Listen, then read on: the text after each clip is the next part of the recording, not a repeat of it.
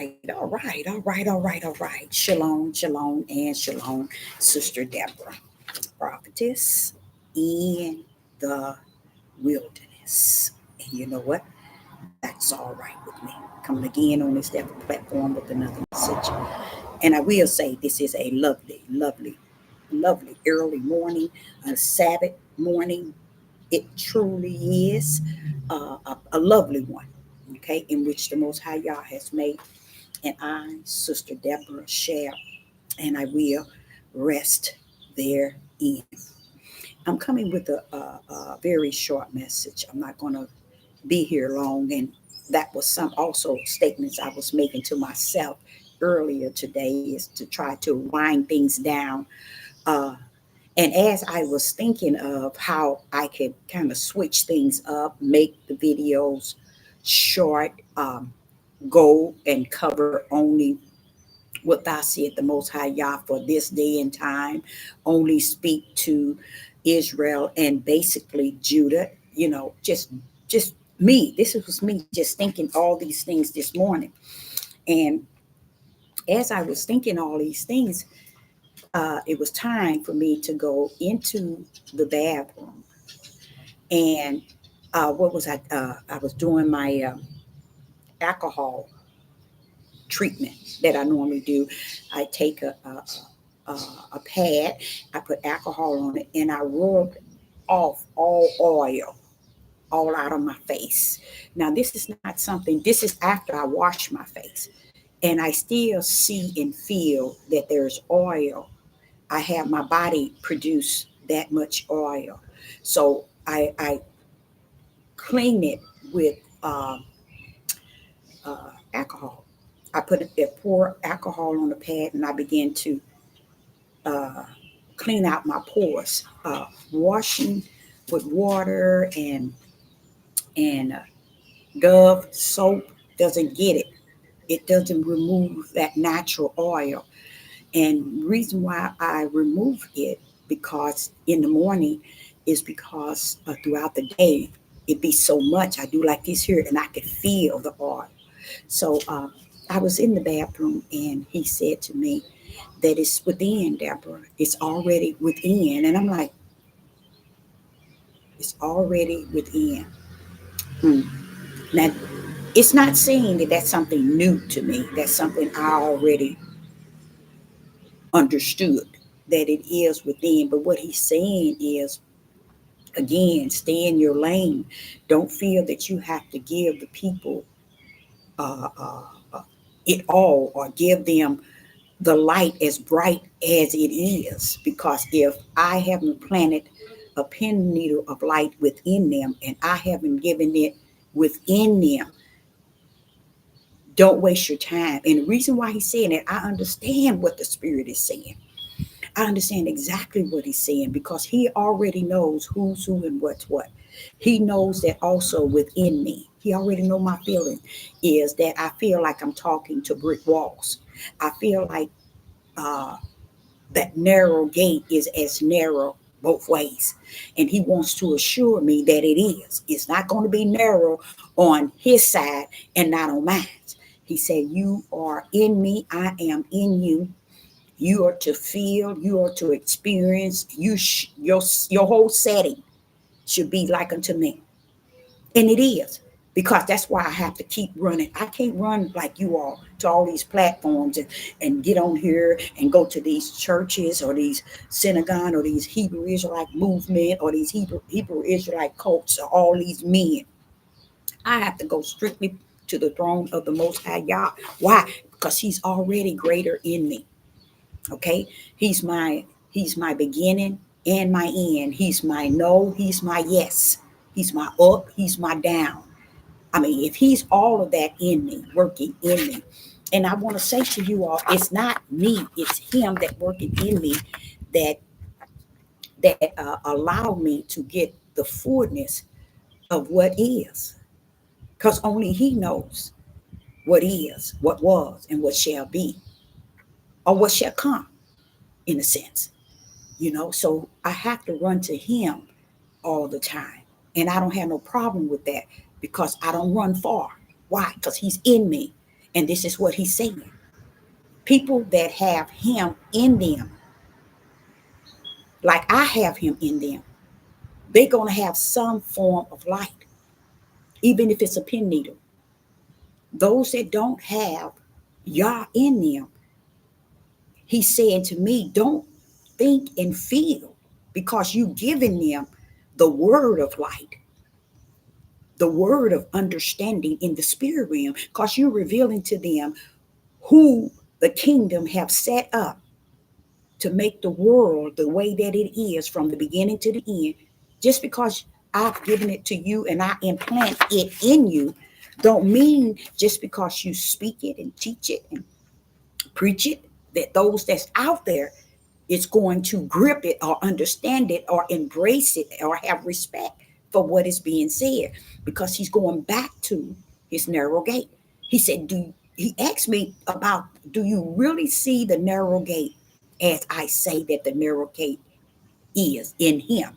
See, what people don't understand, when he said broad is the gate that leads to destruction and very many shall go therein, he pretty much told you all that anybody that represent him, they're going to always have to be in the narrow gate, not in the broad, you see? But because people are flesh and spirit, and they really follow after their flesh, you're really not going to be able to give a people anything that reside in the narrow gate, because the narrow gate was meant for the way of he that knows the way to what? Life. Mm-hmm. How do he know the way? Because greater is he that is in thee than he that is in the world, that leads him to the narrow gate and show him the way. You see? So he wanted me to understand that I don't have to add, I don't have to take away, I don't have to make long hours, I don't have to make short hours. You don't have to break it down. You don't have to pour out all these verses and these scriptures.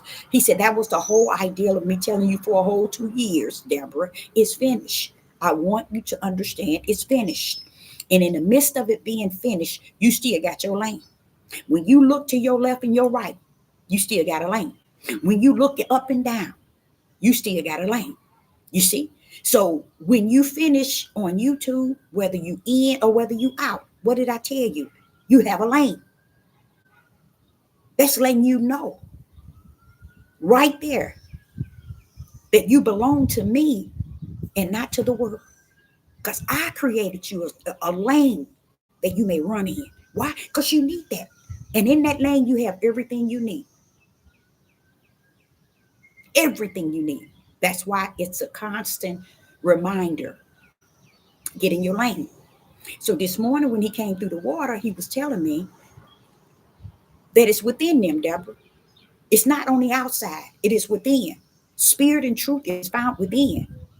Many listen, but they only listen on the outer man. They don't hear what you're saying on the inner man. Because the gift of spirit and truth and the light rests within, not on the outside. See, what you see, Deborah, on the outside, you see individuals tuning in and viewing. I don't see that. I see the inner man that's really has a pin needle of light of what you call belief, faith, uh, uh, righteous, and belief, faith, righteous, and let me get the other one. Let me get the other one. Fear of him. You see? So they out. They are out already scouting to rest in the midst of someone who is like unto them. So I thank the Father for the visit, the wonderful, I call it also this morning. I say, you are truly, Father, the comforter. I mean, this comforter is off the chain. That Father sit on that throne is truly a comforter.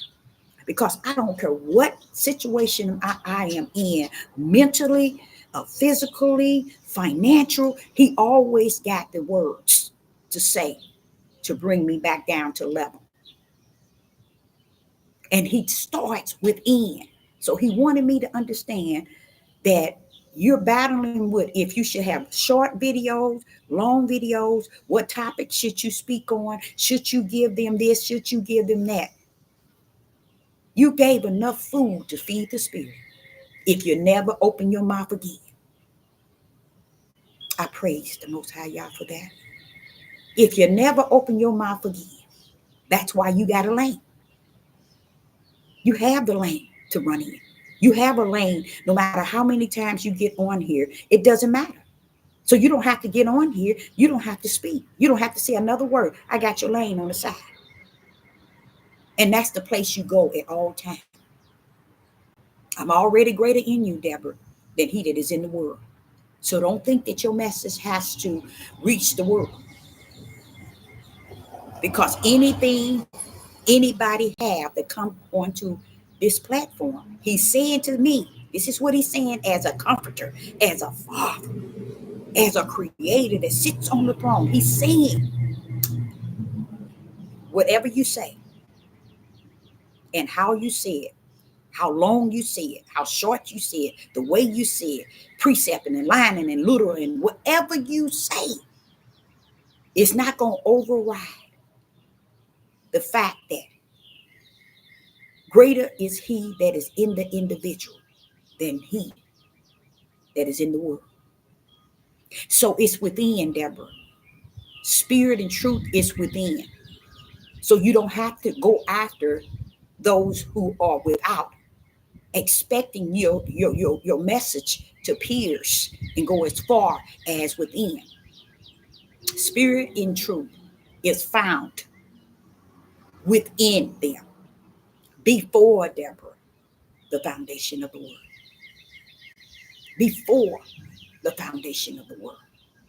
So it's within. Many are battling with it being on the outer man because this is the way they measure everything in their lives based on the outer man. The Father said that's because they trust their flesh over their spirit. So they have dominion over their flesh. They have dominion over their spirit when their spirit is supposed to have dominion over them. Many it's not even aware that your spirit is supposed to have dominion over your flesh. Not your flesh have dominion over your spirit. Why? Because your spirit exists before your flesh. So how is it you're going to be created by the flesh from the ground, which is already assigned to go back to the ground, and that which is assigned to go back to the ground is ruling that which is going to live eternal? It doesn't make sense. It's like your shoes on the wrong side. Everything about you is backwards and on the wrong side. Because many are not even aware that your spirit is what once exists. The flesh is laughing at you with Satan. Satan laughing at your flesh, and you laughing at Satan, laughing at your flesh. Because your flesh has full dominion over your spirit. And when Satan has full dominion, the flesh has full dominion over your spirit don't stand a chance. This is why he said, get your flesh under the subjection to your spirit. Why? Because the only place I will come, Deborah, the only place that I will come to abide in them is in their spirit. Why? Because it is an image of who I am. I gave them that spirit. That's an image of me.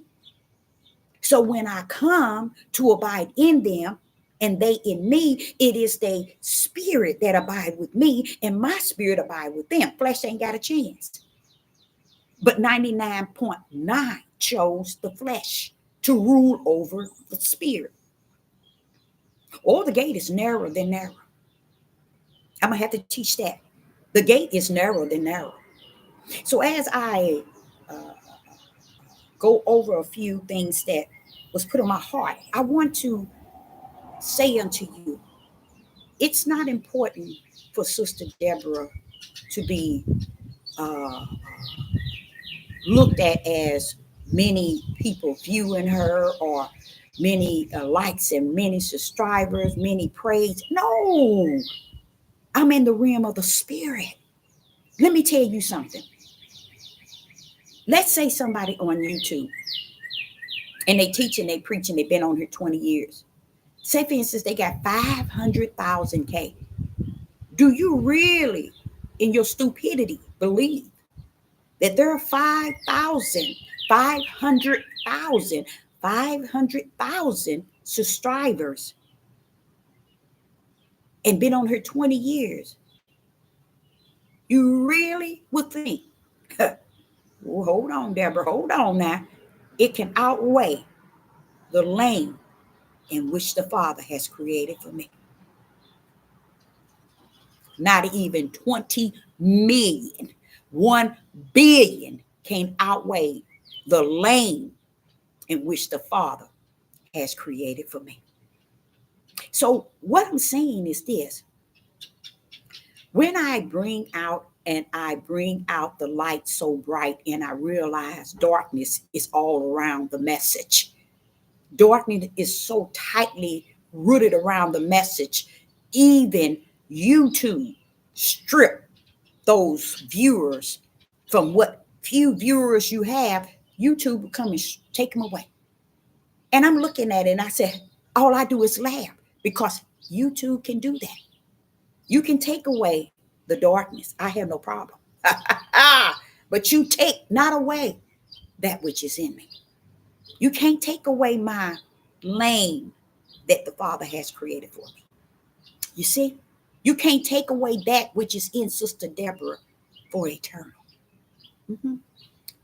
So there's nothing wrong with YouTube saying, okay, if you have 50 people viewing you from this video when you're on live, when it's time to upload it, they'll put 5 or 6 people view within a 3-hour span. And in my mind, I might say, this is off the chain. But because of who the Father is in me, I'm not caught up in it from the flow up, in hoping and thinking and looking at it as something. Ooh, wait a minute, they messing with my, no. I'm on the devil's platform talking about the Most High God in his light, in his spirit and truth. This is why you're not going to get many people viewing or taking heed to what you're saying or giving you likes or commenting. You're not going to get that. Don't look for it, especially when he created you a lane to run in. And he's greater in you. Why? Because it matches who he is. It matches him. He has to comfort me with, like, Deborah, how many did I give the Son of Man? How many did I give the Son of Man? 12, and you even put a bad one in there. So 11, but you put that bad one in there. So 11, but you put that bad one in there. So 12. And did not the Son say, all that I have is what thou hast given me? He already had knew, Deborah, that I was the Father, and he was telling you that I only gave him 12. But how many followed him, Deborah? How many followed him? The multitude. That's who followed him. To where the multitude even troubled the disciples. They didn't like the idea that the multitude was following him. Why? Because they were really multitude just following for the signs and wonder. They wouldn't follow him because he was the Messiah. They wouldn't follow him because he had the word. Oh, Father, yeah, I'm going to be in trouble this evening.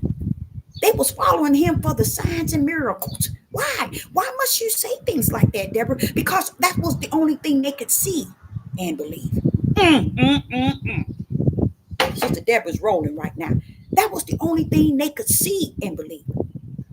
And this is what he's saying regarding these platforms. Same thing. They come on just to see what you're saying. But there's no belief in them of who Yah is and how great he is to use his vessel to give you the brightest light that you find worthy to shine in the people or upon the people that rest in Yah, because he's greater in you. So he's saying to me, this is why he coming to me this morning in the water, because he's letting me know it is like a brick wall. Because that brick wall also, Deborah, represent that narrow gate. Very few would know the way. Why wouldn't it? Because this is not in them. That light is not in them to show them the way to just the gate alone. See, the light, what y'all don't understand, before you can go through the gate, the broad gate nor the narrow gate, you have to be placed at the beginning of the gate. And then you walk therein. So it's just showing you your life. Is it walking through the broad gate or is it walking through the narrow gate? Who's put you to the broad gate? Who put you to the narrow? There go those twos. But you first have to be standing before the gate.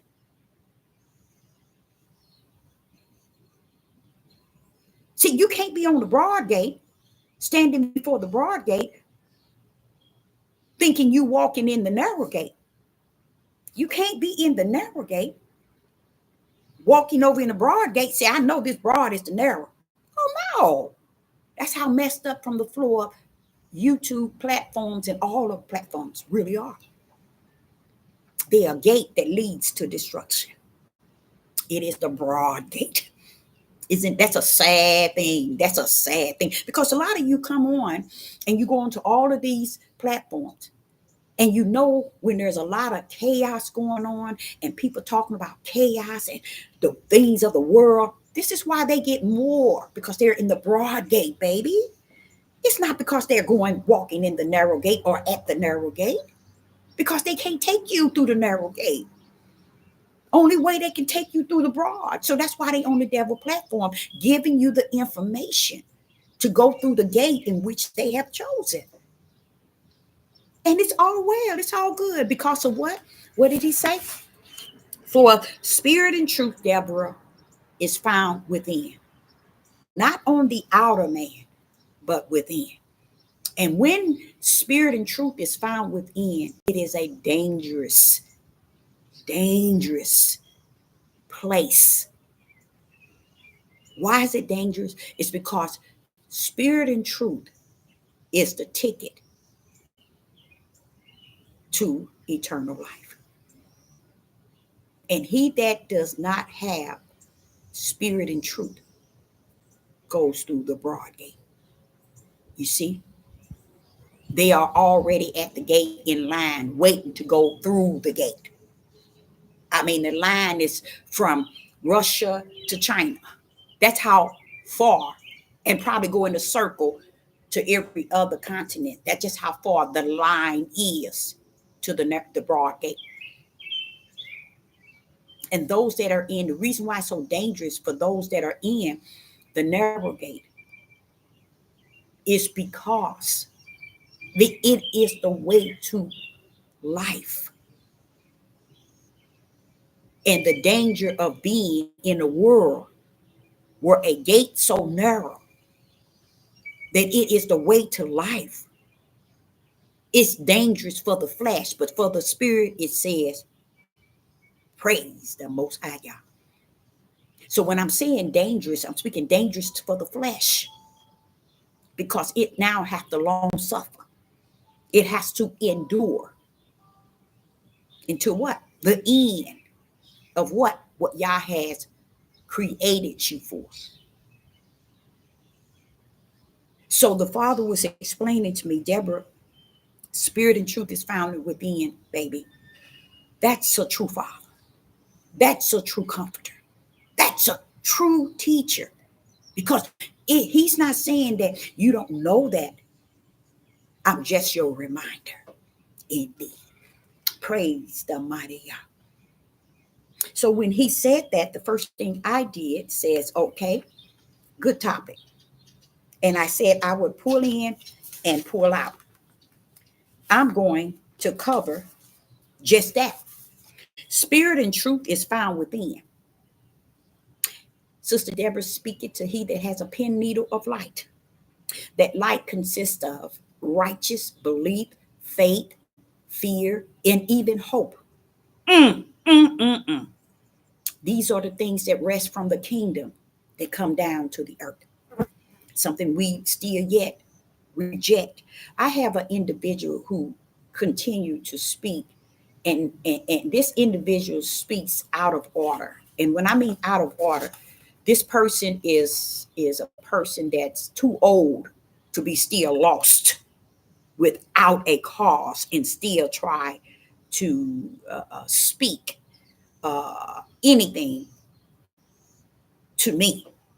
This person does not understand who Jesus is. See, they still don't understand Jesus can't have a door to go through. Jesus is not the door. hmm hmm And this is the problem many have, thinking that the way to the Father is through the Son. They really believe, I'm going to say it 3 times, the way to the Father is through the Son. Let me say that again. The way to the Father is through the Son. You got it wrong. That's why when you read and you study, if you don't have the word in you, which is the Most High Yah, that pulls up and teach you all things, you should stand down 24/24 all the way down. Because the word people say is Jesus is the way, the truth, and the light. Jesus is the door. You got to come through the door. Jesus. I like them to, not like, but I would hope that before they leave here, they understand that Jesus is not the door. Jesus is not the light to the way. Yeshua is not the light to the way. Yeshua is not the door. Yeshua is just the blood. And without Hamashiach or Christ, Jesus is just like you and I. Like you and I. The power of the word Jesus. I don't have no problem with people saying Jesus. Why? Because the Father brought you to a land that not even your father, Abraham, Isaac, and Jacob, knew of. So when he brought you here, he knew they had their own language. You see? They have their own language. Their language in which they have is Jesus Christ. You can't mess with that. You can't mess with that. But you can mess with the fact that when they show you pictures of him, you can see that that can't be him because you know him in your land. You know him as melanated. So when you get over here, you got to understand who brought you here to a land that you knew not of, nor their language. The Most High Yah. 400 years, Father Yah, and some. 400 years and some. You suffered us to be on this land 400 years and some. Somewhere along the line, 400 years and some, understanding him as Jesus Christ. 400 years. Your awakening don't come when you realize that his name is not Jesus. His name, and he is not European. What you miss is what was spirit. For his name's sake is spiritual. Holy is his name, is spiritual. I am that I am is all spiritual. See, y'all missed it. And you're gonna keep missing it. And it's okay. It's okay. It's okay. It's finished for you to get it in this day and time. What you have not gotten, you will not receive. This is what he's trying to explain to me, Deborah. It's nothing you can share with these people. They have been so far from me that they don't know they left from their right, nor their right from their left. So whatever is already invested in them is in them. Either you activate it so their light can shine, or their light can show brighter. That's about it. You can't help them. You can't help them in any shape, form, or fashion. Whatever I have invested in them is in them. And if it have not manifested by now, Deborah, it's not going to. And this is why you can stand on these devil platforms and preach and teach the pure. And what he's speaking of is what you said yesterday is 100. The book that they study tells them this is what man has done. Men. But they will never, never, ever own that thing. And it's been in their face 400 years. It's been in their faces back in Abraham, Isaac, and Jacob, David, all of them time. The issue I've been having with men. They can't own it. They can't claim it. So they use things to deny that the way that the world is, it has nothing to do with a woman, but everything to do with a man. It's a full delusion. Delusion has been poured out upon them, the Father say, long time ago, before they even got to the land of their captives. That's why they function and the way they think is still the same as it was when they were in their own promised land. It ain't gonna change. So I want to go to Psalms 51. I want to go to Psalms 51 and verse 10. Psalms 51 and verse 10 says, create in me, create in me a clean heart. Oh, yeah. And renew a right spirit within me. What's this topic called? This topic is what? Spirit and truth is found within. You all are walking out here thinking you all holy than thou. Either if that spirit and truth rest in you, if that pen needle light rest in you, it's time to activate that thing so you can run on in the Most High God, in your calling, your purpose, your destiny, and in His will. Because staying low key and playing both sides, thinking you can ride one side and the other, entertaining the world and then entertaining, thinking and thinking this is okay because you in your house of brick walls, nobody can see what you do. Oh, nobody don't know what you're doing. This is what YouTube is built up as, the devil's platform, where people can say one thing and do another, and people appraise that individual because of what someone said, the way someone look, how they act. Oh, I want that person holy. Why would make them holy? I sure like to know, because of what you seeing on the outside. That's what that dress code is all about. Trying to portray you represent an unseen Yah, who is a spirit.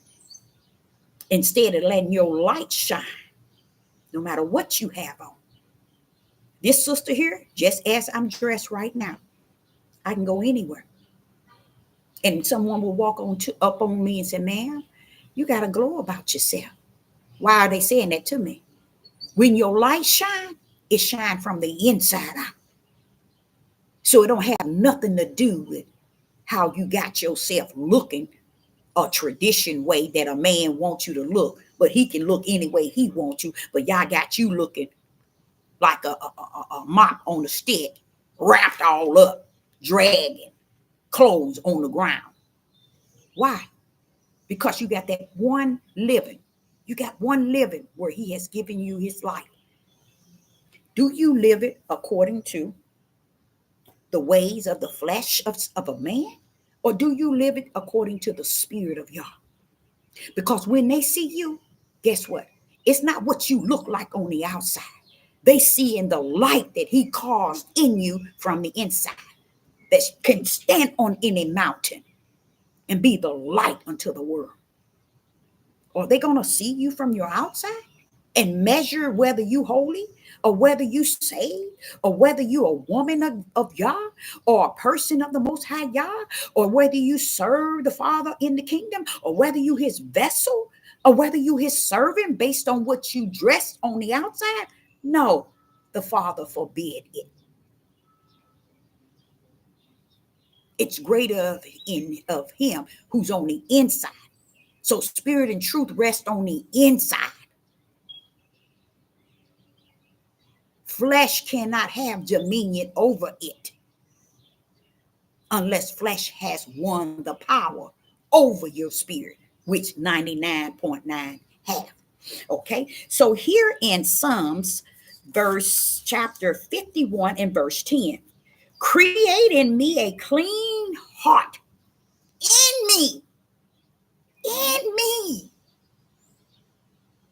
Creating a clean heart don't mean me wrapping my head, not wearing jewelry and makeup, trying to look a role like I'm holy or I'm so special because I got clothes dragging on the floor, all psychedelic colors put on and just thrown on and looking like a clown. Because I'm dealing with clowns out there that believe that outlook, that way you're dressing is identifying your level of where you stand with Yah. You go on and let them make you a fool out of the tradition of flesh of men. As I said unto you, you're either born of the flesh or you born of the spirit. When you are born of the flesh, that's the outer man that has the power over your inner man. Then therefore, your key is already in the books to the lake of fire. But when you're born of the spirit, that means within you is where the spirit resides. You were born to have Yah to come and abide in you. Why? Because the lamb was slaughtered before the foundation of the world, before your flesh was detached. It was already assigned in the Lamb Book of Life to be resting in your spirit. So it's found within, not on the outside. 99.10 billion don't understand that the flesh was created for the ground in which it come from. So it cares not if you ain't got sense enough to understand that you have a spirit. Kick soul to the curb. Let's deal with the spirit and the flesh. Because if you get caught up in soul, you gonna miss the whole destiny of the Most High Yah. Let's deal with the spirit and the flesh. The flesh is created for the ground to go back into the earth. Read Revelation chapter 20. See if you can see what he gonna do with the graves. That's the bones and everything that's in the graves, the body that's decayed and bones. See what he gonna do with it. Come what? Revelation chapter 20. He tells you even that is going to the lake of fire. So the grave, the ground in which we are buried, is where the flesh go back to. So what does it mean, Deborah, when it says you're born of the flesh? It means that you're born to come to this earth and only do anything that pleases your flesh. You put your flesh on the pedestal. You think your flesh all this and that. Your flesh is entitled. Your flesh needs this. Your flesh needs that. I got this. I got this. I got that. You find envy, jealousy, wicked, selfishness, greed. You find all that in your flesh. And your spirit here is looking over here at you and saying, wait a minute, you're not going to let me rule over your flesh? No, I ain't gonna let you rule over to me. I got to do my budget. I got to get me a car. I got to get me a house. I need this. I need this. I got to do all these things. This is when you live and you're born to worship your flesh. It's already within. And this is what he wants his prophet to know. You don't owe nobody nothing. I've created you a lane. People who got 20 million subscribers can't override the lane in which I have created thee. So don't get bent. Don't get discouraged. Don't think that you have to cut your videos down or make them less or make them longer. You got to find some topics. You don't need to find nothing for them. They didn't listen to me. And if they didn't listen to me, they ain't gonna listen to you. If they don't have my light within, they ain't gonna have my light on the outside. If they want to follow the tradition of man, let them. Those are people who are born of the flesh. Because they have not realized that, wait a minute, there's another tradition of the spirit. Now that tradition goes to the kingdom. It serves Yah. And they don't even know the difference. Nor do they care to know. Because it's not important. So those that are created, Deborah, from within, from the kingdom, Deborah, they created to only meditate and focus on who they are in the flesh. They're only teaching people also that which is of the world and of the flesh. Know that that is their destiny. The broad gate. Let them continue to go in the broad gate. Don't have the hope for them that they don't have the hope for themselves. Don't try to give and find and search things or wait till I give you things and you feel you got to rush and tell them. You don't owe them nothing. Who am I telling it to? The one that I am in. So you don't owe them anything. Let them get their own since they know so much. Okay. So, and he's saying in Psalms 51 and verse 10, he says, create in me a clean heart. Oh, Yah, creating me a clean heart. He's speaking of spiritual, you guys. In me a clean heart. He ain't talking about this heart that pumps. That's a flesh heart. He talking about a spiritual heart. Now watch what he says. And renew a righteous spirit within me. A righteous spirit within me. Isn't that beautiful? Creating me a clean heart and a righteous spirit within me. See, 99.10 billion don't understand that there's two in two. In the flesh, you got a heart. In the flesh, you got a mind. In the flesh, you got eyes to see, eyes with an S. In the flesh, you got ears, which is your natural ears to your flesh to hear. But on the spiritual end, you got a spirit. Deborah, that spirit got a heart. That spirit got a mind. That spirit has an ear, one singular ear. That spirit has an eye, one eye. That's what's on the spiritual side. But on the flesh side, they take that and put it on a pedestal and give it all the glory. Why? Because when you're born of the flesh, that's what you do. And your spirit is still sitting here and say, come on now, you ain't gonna let me rule this flesh. You ain't gonna let me show this flesh how it's done in the spirit. You ain't gonna let me show you how to have a spiritual heart, renewed mind in the spirit. You ain't gonna let me show you.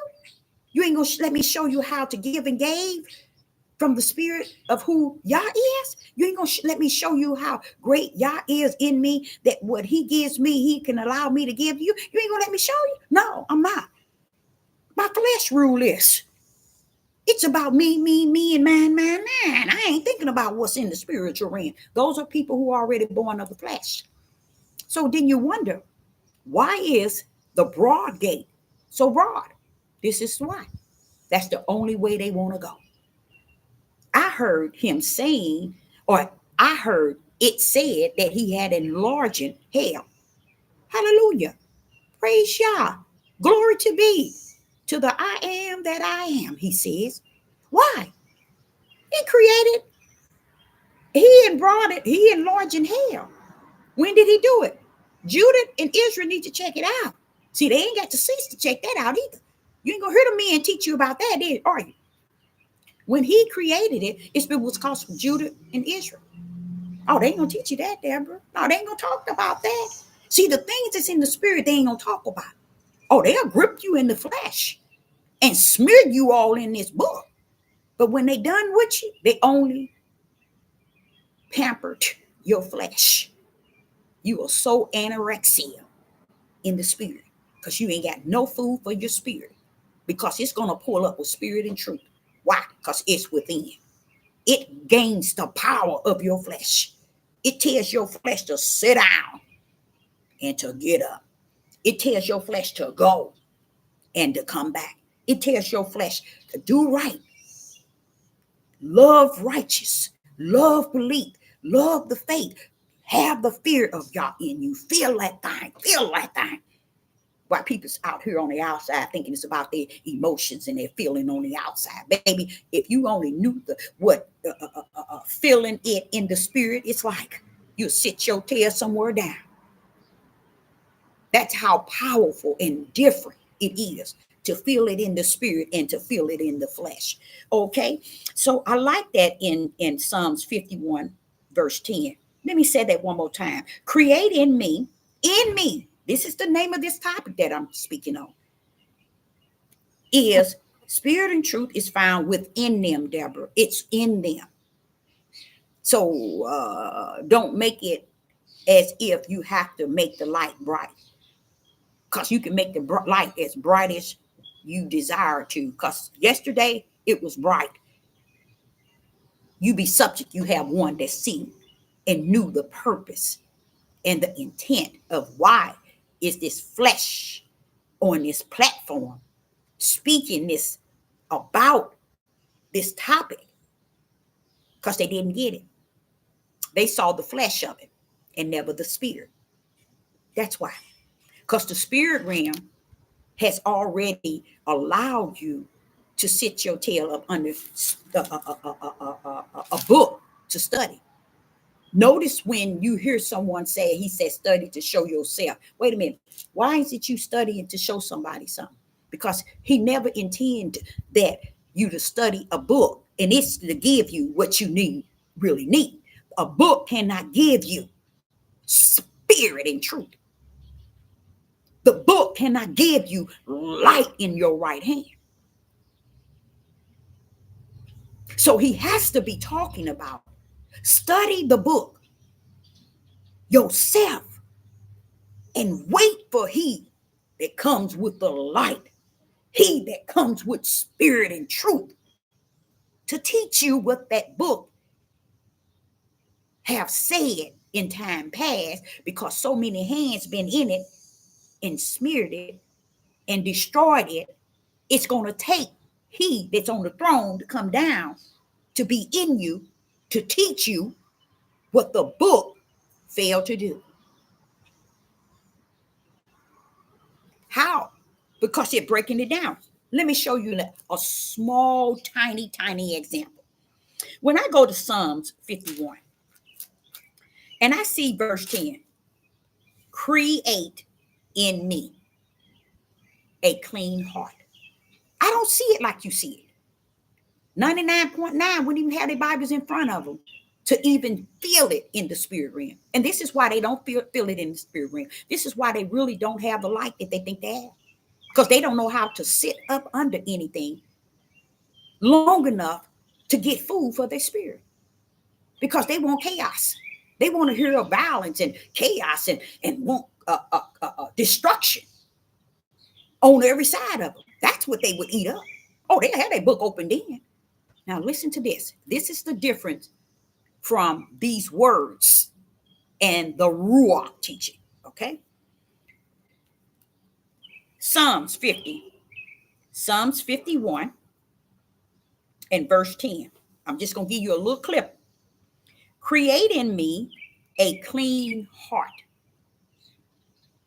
99.10 billion couldn't break that down in the spiritual realm. Why? Because greater is not in them, which is the most high Yah spirit, than he that is in the world. So they have to break it down as they see it. First and foremost, when I look at it, I don't see it like you see it. First and foremost, that's why I can study this book and come out of this book and go back in it and still have the keys in my right hand. Why? Because I understand that this book is not the word, but that it is words. With that understanding, the Holy Spirit, so you know already, huh? So here I come. I'm going to abide in you, and I'm going to teach you all things, because you trusting in my spirit being the teacher and not a book. You trusting in my spirit being a teacher and not a woman and a man. You trusting in my spirit leading and guiding you. and not so much a flesh of an individual, a tradition of a man, a tradition of a woman. So therefore, greater is he that's going to rest in you. And I'm going to teach you. First and foremost, when I see verse 10, Psalms 51 and verse 10, the first thing I see is create. Hold up now, Father, y'all. What you doing down yonder? Create. Now, what is he doing? He's asking the kingdom. He that holds the right hand of power. He that sits on the throne. That already done created you. That's already done molded and shaped and created you. Paul, what's going on? Why are you saying that? Why are you saying these things? See, I go beyond. Why? Because the realm of who the spirit of the Ruach is, that's where he takes you. He promised to do that. He said, I will teach you all things. So when I get in here, I don't see it like you are. So that's why when you hear me reading out of here and I climb on top of what it's saying, it's because I'm reading from what was smeared. I'm breaking it down into the spirit realm. So you can get it both ways. You can get it the way the book is saying, and then you can climb on top of what the book is saying and get it in the spirit realm. Now, when I see this, I don't see it like you all. That's why I ain't got sense enough to pull in and pull out. I don't have that sense in the flesh to go into this book and just come on out. So when I see verse 10, create, wait a minute, hold up. He already created you. What are you doing? What are you asking him to create? What? What are you saying up in here? That's me in the spirit realm. Well, remember, Father, why he asking you to create? See, that's how I told you on the flesh, I ain't got no sense. Pull up on me in the spirit. And that's where you get messed up. And I don't care who you are. Oh, you think you are. It don't mean nothing to me. You nothing. Okay?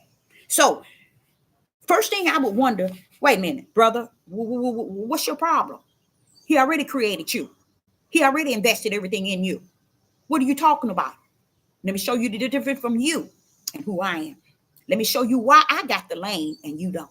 Okay. Verse 10, create in me a clean heart. Hold up, bro. What are you begging for? What are you asking for? How are you going to go to the throne and ask him to create in you a clean heart? What are you talking about? Okay, David. Come on, make it make sense. Okay, Deborah. I done so much trash. Deborah, I done so much negative. I done so much wrong. I need a new spiritual heart, Deborah. And I know I can't go to man. I can't go here. I can't go there. I can't go to all my wives. I can't go to the temple. Deborah, I can't go nowhere.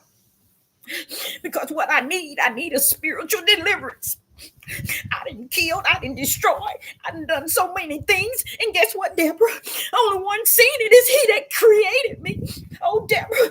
Oh, I've done so much stuff. Y'all haven't even read what I've done, Deborah. You haven't even seen, you haven't even understood all that I've done. Oh, yeah? What's going on, bro? What's going on? Deborah. He that is on the throne, Deborah. He is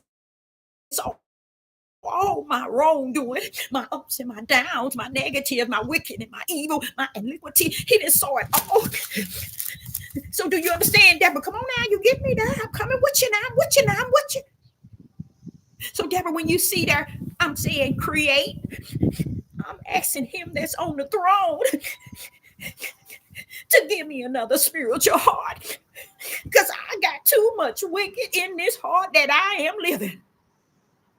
You see it one way. I see it another.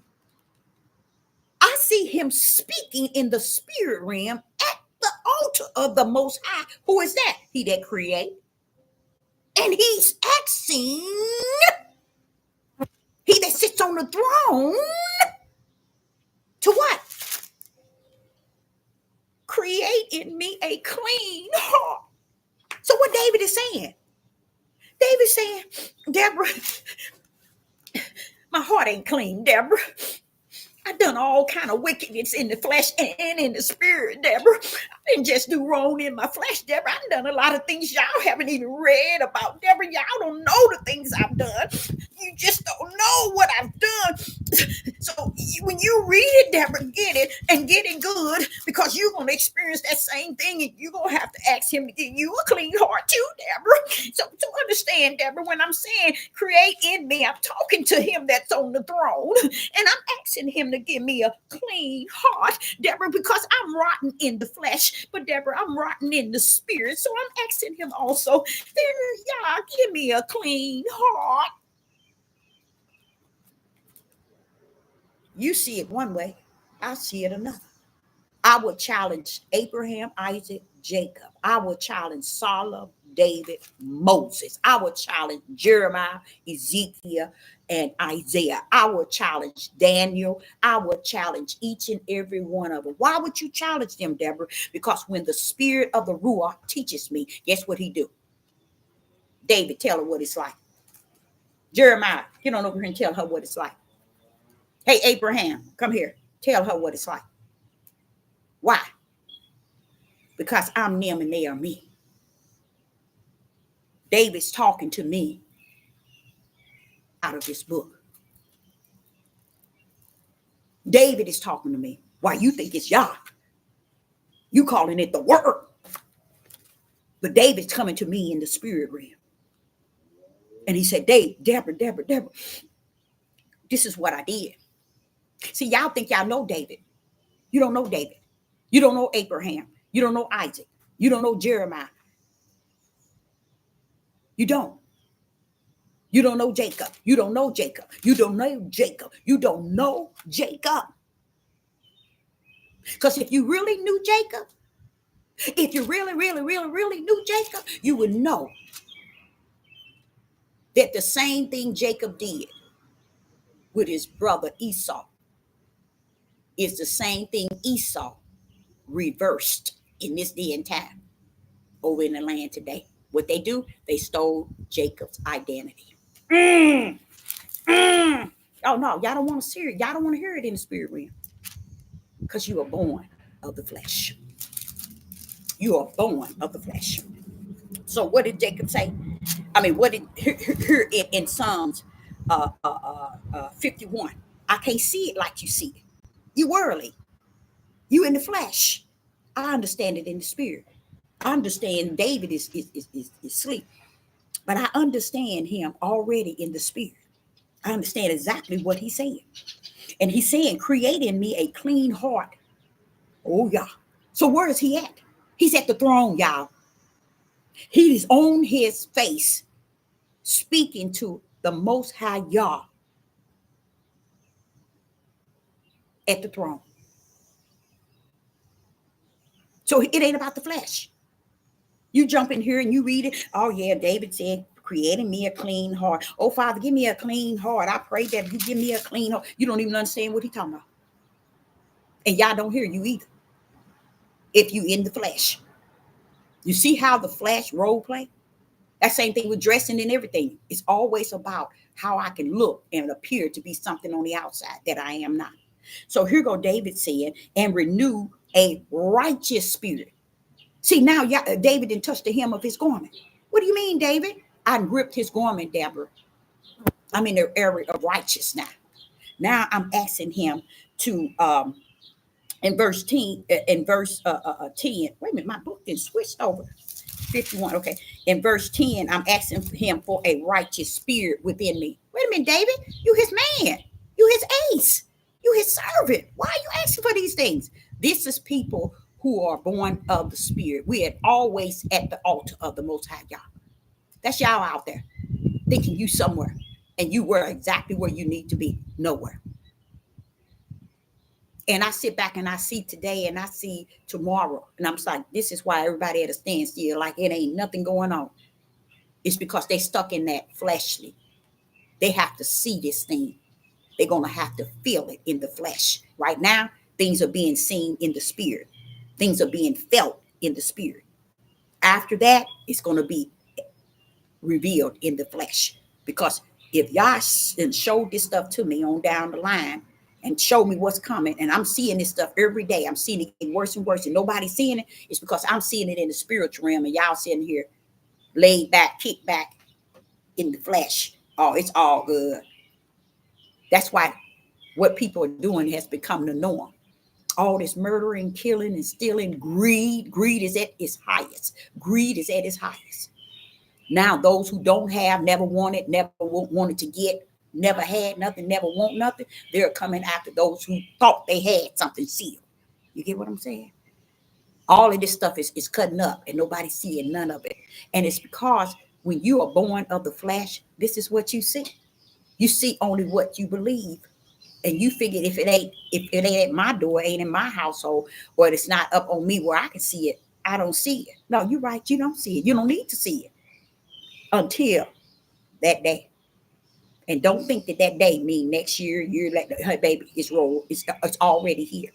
What is he waiting for? I have no idea for it to be applied. When he talk about pestilence and famine, I think y'all ain't seen nothing yet. Nothing. Deuteronomy 28 end game, you ain't seen nothing yet. I think all of it is sitting there waiting for you all. So that's the difference in Psalms 51 and verse 10. When I see it in the spirit. I don't see it like you read it. That's the difference in understanding. What you read is words. But the Ruach take you to the spirit of what it's saying. And that's what David is saying. He's at the altar. He got the Father's garment and gripping it, face down, asking the Most High, he that's at the throne, to give me a what? Give me a clean heart and renew a right spirit within me. In you is where y'all say it's at. So I thank him for not allowing me to get caught up from the floor in really taking on a bunch of people that you sit and you teach and you preach to and you give the pure word of spirit and truth and the light, and you keep feeling. What is this feeling that you feeling? You talking to the brick wall. That's a horrible feeling to feel, and you know that you give it food for the spirit, but you feel you're talking to a brick wall. Something wrong with that. Something wrong with it.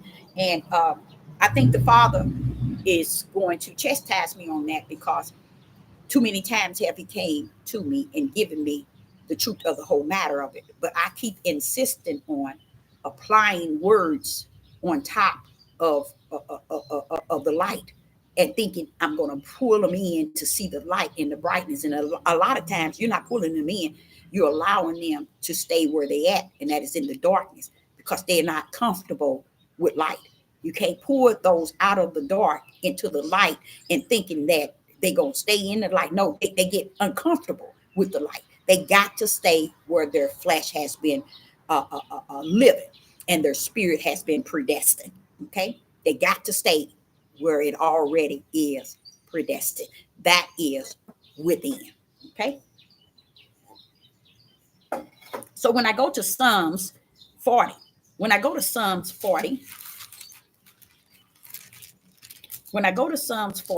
verse 8, it reads, I delight to do thy will, O my Yah. Yea, thy law is within my heart. Okay? I delight, Psalms 40 and verse 8, I delight to do thy will, O Yah. Yea, thy law is within my heart. Now, see, right there, again, I'm speaking of David, and 99.9 times, let's say 7 billion, would actually take this and apply it to themselves without understanding it. This is another breakdown. I'm going to break down again, showing you the difference from when you're reading from the book to study. It's different. When you're reading from this book to study, these words are different from the word that lives within you. Because he says study to show thyself. Because this thing needs to be divided. Why? Because the Ruach The true teacher has to pull up, bam, and break it down. Break down what, Deborah? Your study. You can't read this book, these words in this book, and think you can nail it and beat it across people's head. Oh, this the word, this the word. This is, you got to abide by the commandments in the law. When I'm going to back you up and I'm going to back you down again.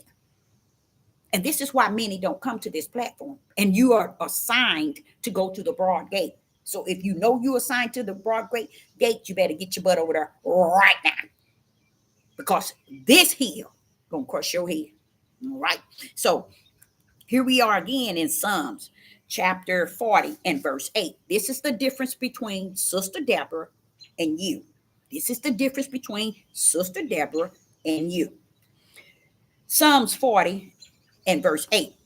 When I get to the point where I'm like, that just don't make no sense. Wait. The father say, hey, Abraham, tell her. Hey, Jacob, come tell her. Solomon, tell her about it. Why? Because they're teaching me from the spiritual realm. You see? Are they asleep? Yes. They left things for me to understand in the spiritual realm. But how do I understand Solomon, Abraham, Isaac, and Jacob? How do I understand Moses? How do I understand David? You can only understand them in the spirit realm, Deborah. You cannot understand them outside of the spirit realm. That's why the spirit of the creator can say, Jacob, tell her. Isaac, tell her. Abraham, come, tell her. Solomon, tell her about it. David, tell her. So here we go. This is the difference between you and me. My calling and your calling. My purpose and your purpose. Totally different. Totally different. I can't even categorize it from the south as to the north or the east as is to the west, the different distance. Because the Father wants me to let you know the difference is even greater than all four corners of the world. That's how greater the understanding is in the spirit versus the understanding in the flesh in which you learn this book in your flesh. Okay, this is the difference of why he told us to wait for the Holy Spirit to come. To do what? To teach you all things, not some. One thing about these 6 children that I have that they do not like. They can pull up with one thing and I can pull up with another. And they be like, oh, they don't like that. They don't like it. And you think I care? No, I don't. Because when Yah has ordained and predestined and foreknew you before the foundation of the world, are you worried about what he didn't created you to be or what those that's down there that he's sending you to want you to be? You better kick some rocks and you better kick them hard to make room for you. Okay, so when we get to Psalms 40 and verse 8, it reads, I delight to do thy will, O Yah, yea, thy law is within my heart. Now, let me break it down from what you read and what I understand in the spirit realm. David, again, is going before the throne of the Most High Yah. And here he's saying in verse 8, I delight to do your will. You know why he's saying that? It's because he's not. In so many ways, he's not doing it.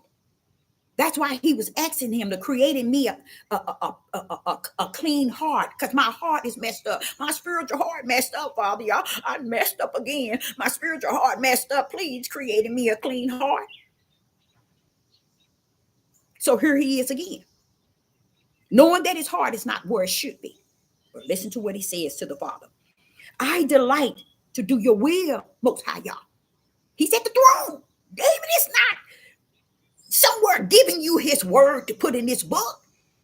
David is at the throne of the Most High Yah, the throne I try to tell y'all to go to. And you think the throne is you. You think the throne is these men and these women. You think the throne is these churches and these communities, these synagogues and these temples and these cults and these camps and these Hebrew Israelite movement. Y'all think that's the throne. These people right near the Father. Now listen to what he says.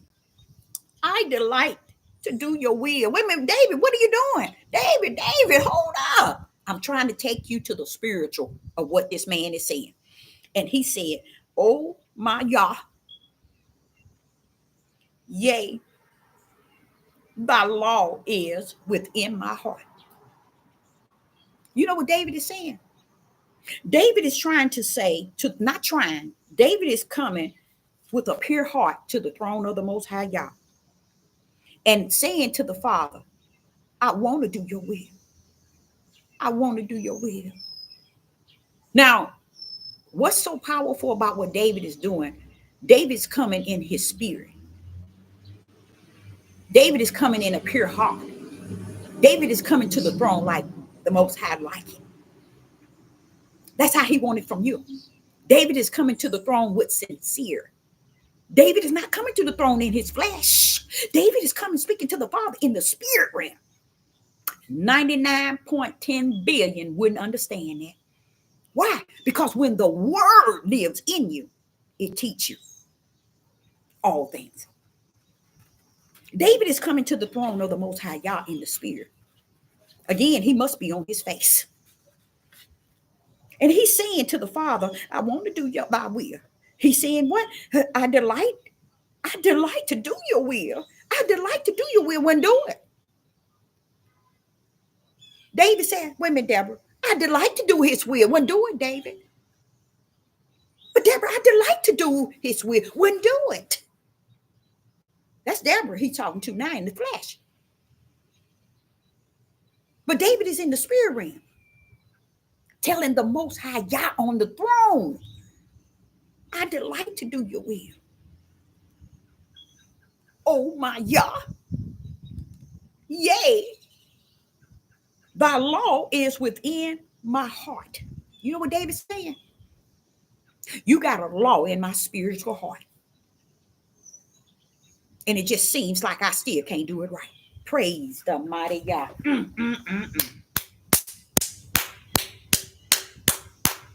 But I delight in my inner man, Father. You know I want to do right. You know I want to do right. But what?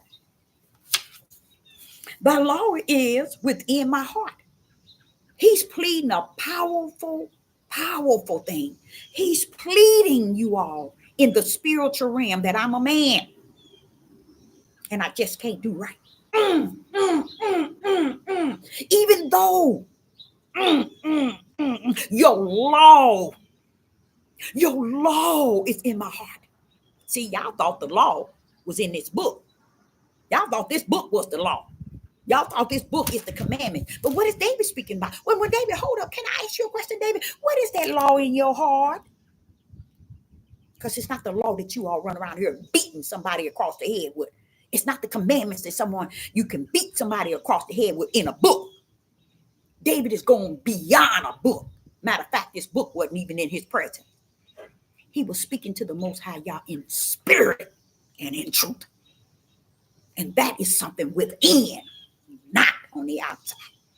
So when David was saying this here, when I read it as a prophetess in the wilderness, there's strictly spirit and truth with the light in my right hand. I don't see it like y'all see it. I would never see it like y'all see it. I would never, ever see it like y'all see it. I see it behind seeing it. That's that spiritual. When you see behind seeing, it's when you're able to see what's in front of you and what you're reading, and then behind what that is saying. Why?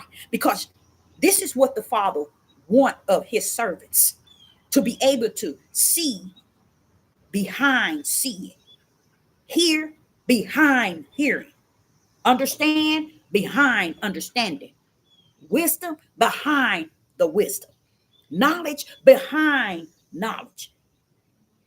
Why? Because when you see the knowledge, the wisdom, the understanding, and everything else in the flesh, the true identity of it all rests in the spirit.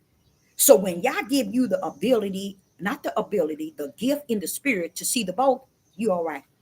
You good. You in there. You in there, you in there, you in there. So when you all be wondering, well, why are you reading the book if you said this is not the word? It's because I'm trying to teach you the book is saying this, but Yah is saying this. Because I would come, the book is right here. Okay. And when I'm reading the verses, I'm coming on top of them with the word. So when I say this is not the word, these are words, this is not the word, you got to abide by that. And if you don't, you are born of the flesh. You are the seed of the serpent. Because the way Yah come is spirit. You want to roll this book, this fleshly book, and pull up and say it's him? Oh, well, okay. Tell you what, keep living it. See if you ever call on him, and see when you go before the throne, every word that you've been taught out of this book. See if it saves you. Okay? That's why a lot of people today, oh, this lady, she emailed, she texted me, she said, you got to come in through Jesus. He is the way, the light, the tree, and the light, or something like that, she said. But what she's so ignorant about, you done messed up, sister. He is not. He is the blood. Christ is the way. Christ is the power. Christ is the word. Christ is Emmanuel. Christ is the light that came down with the sun. See, but when you roll in on me with the sun, sit your tail down. You don't know nothing. Because no way the sun can make a step, bam, without the Son of God, which is the Son of Yah as well. I don't get caught up in the names, because when y'all be talking about Jesus and his name is not Jesus. No. You, Israel and Judah, are very sick species. I'm going to say it like it is.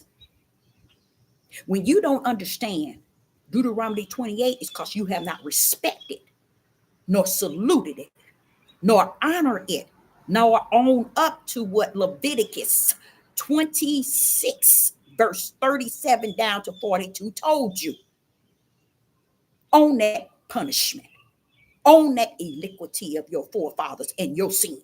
Oh, no, y'all haven't done that. Because if you go into Deuteronomy 26, you would understand things of why you were you at. But this is how far you are gone. If he's going to tell your Abraham that he's going to have you in a land that he knew not of, nor Abraham, Isaac, and Jacob, nor you, why would he cause you to come to a land to try to train these people that their God is your God? Their God is called by your God name. Their God is this. Their God is what you look like.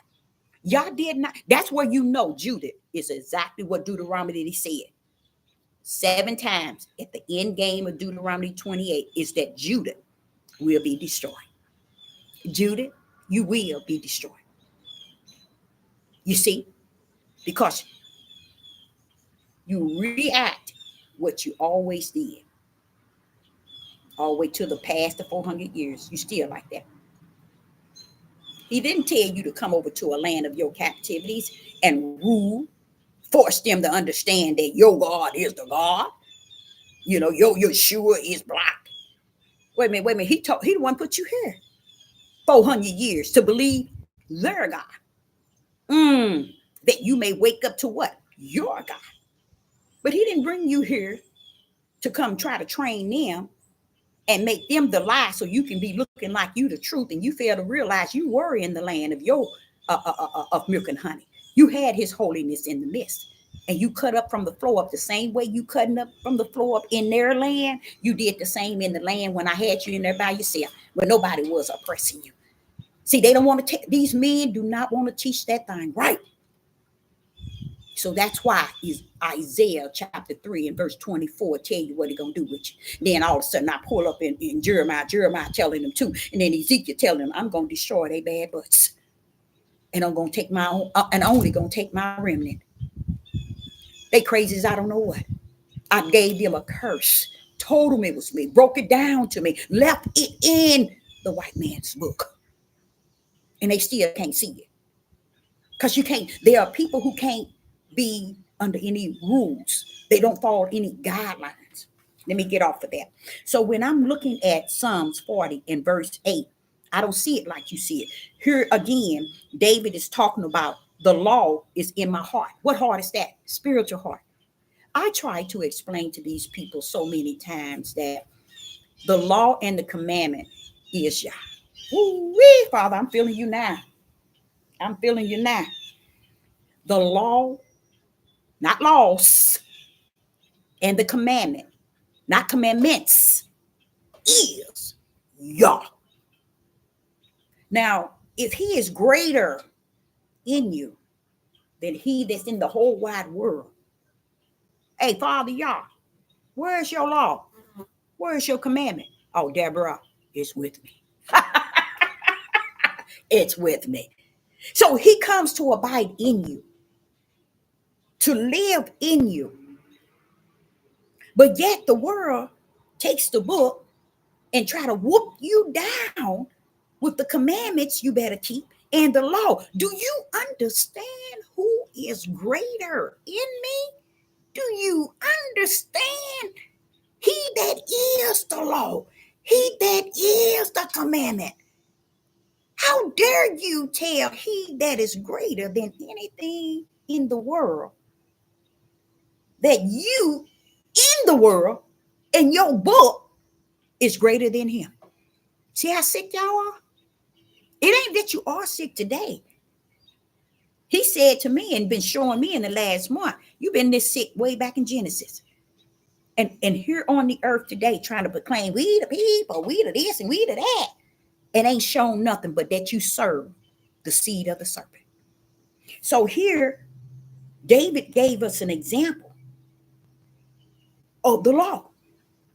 But what the law that David's speaking of, this is how Sister Deborah tell you, I can get into this book, clown with you, pull out, and get on top of it and you. Because you have to be able to know what these words are saying. These are words. And that's why I never take this book and say I will take this book from people. I don't want people to throw away their Bible. No. These are words. You go to a college, they're going to give you books. You go on a job, they're going to give you an employee handbook. Everywhere you go, they're going to give you books. Books based on what? What they want to teach you out of. So the Father is sitting here giving you, right now today, at this moment, he's giving you Psalms 40 and 8. He's saying that he's allowing you to understand what the book says. I delight to do thy will, O Yah. Yea, thy law is within my heart. Okay, now Deborah climb on top of it to tell him what it really saying. Because it ain't saying something natural. So if it ain't saying something natural, Father, why is it in the book? So when I come, Deborah, as the word, I can teach them spirit and truth. That's why. That's why. I would never tell someone to give up their Bible. No. But I tell you this. Tarry for the spirit of the Most High Yah, so he can teach you all things from within. So David is sitting here saying, hey, Deborah, tell them that I'm talking from within. David, I already know you're talking from within. I know they don't, but I know. I'm trying to relay that because I'm showing them the difference, David, from me and them, how they can read the book and read the words. But you can pull up, I can pull up, David, with the word and bring the words down to the low of the low. That's what the servants of the Most High Yah comes to do. And if they're not doing that, then you need to park your tail to the broad gate and go with them and get off of this page. As you slither in, I tell you again, slither your bad butt out, because that's the direction you need to go. And if you have to go backwards, go right ahead. Just like you slither in, slid your back tail right back out. The back tail of you don't have to turn around and slide out. Just slide right back out. It's easy. Simple. So in Psalms 40 and verse 8, that's the spiritual realm. He ain't talking about nothing natural. So he that is born of the flesh can't get this. And that's 99.10 billion. No, go on, tell it like it is. 99 probably 0.15 billion. They'll never get that. That's why the gate is so narrow. And they can't find the way to life, because life is spiritual. It's not natural.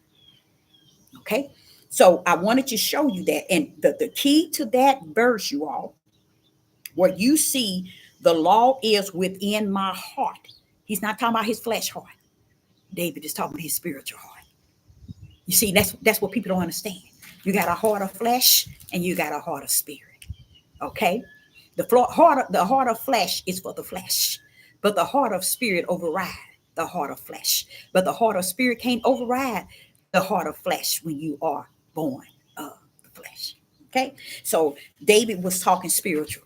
And that's why I say it's a sad thing that's why I can be on here all night long and you won't get a word I'm saying, because you're born of the flesh. You can't get that which is spirit if you are born of the flesh. So when you get to Psalms 103, we get to Psalms 103. And I love this because everything that I'm bringing to you is showing you it's within.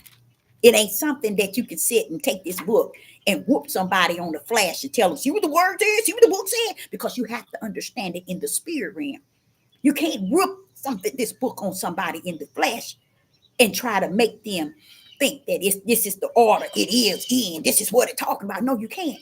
You got to be able to climb on top of what this book is saying and bring it to the level of the spirit. You cannot just keep it in the natural form or the way that it is, because man has smeared it. Man has changed words. Man and add, took away. Man and made man here and women down here, which Genesis 1 telling you, no, no, no. That's not the way I created it, Deborah. So anything after the way that I created it, what makes it so different? What makes it so different from the way he created it in Genesis 1 versus Genesis 3, 4, 5, 6, and 7? On down to the end of Revelation. What makes it different? Because in Genesis 1, it was perfect. No sin, no unjust, no unrighteous. Strictly perfect.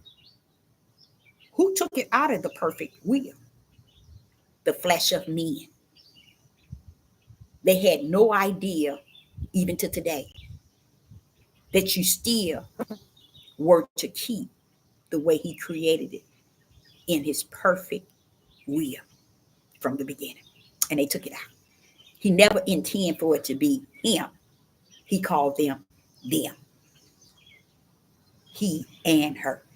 Man took it out of that, used it as a mean of putting her as the one that done something that caused Yah to bring a curse upon her. And guess what? Where's the curse upon man? Women, you will never find it. Women, you will never find it. Women, you will never find it. Women, let me explain something to you. In Genesis, when he finished not cursing, but out actually explaining to Satan, Genesis chapter 3 and verse 15, he told Satan, well, what I'm going to do with you, I'm going to let you have seeds. You're going to have a seed and I'm going to have a seed. And this is what's going to be between your seed and mine. It's intimacy. Intimate means hate. My seed is going to hate your wicked and you're going to hate my righteous of my seed. That's what y'all did. Y'all did that. And as he went down to the woman, he told her how she's going to be under man, and how she's going to have baby. Get pregnant and conceive, pain and doing pregnant, childbearing, and so on. Okay, that sounds like a pretty heavy curse. Pour down to when he's talking to Adam. Where is Adam's curse? And where do that curse stand today? Adam's curse was not just Adam curse, it was woman curse too. You see, y'all didn't know that, did you? This is where you knew men didn't put something in there. Because if he cursed all this to woman, why do the curse in which he put on Adam also put on woman as well? It's impossible for that curse that he put on Adam to be on Adam only. because woman, side by side, suffer through that same curse that was said to be put on man. You never thought of it, did you? That's how far gone women are. That's why they don't want you to speak. And it ain't that they don't want women to speak. They are afraid that you're going to end up knowing spirit and truth.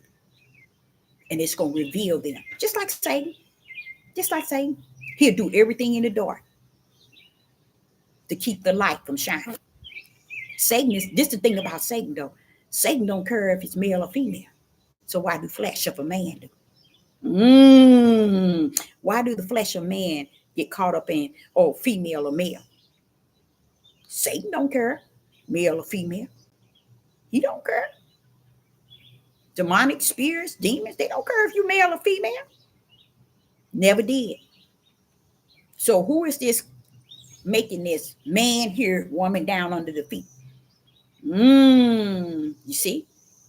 Because if you go back to Genesis and you see that the heavy curse that's put on woman, but then he said to Adam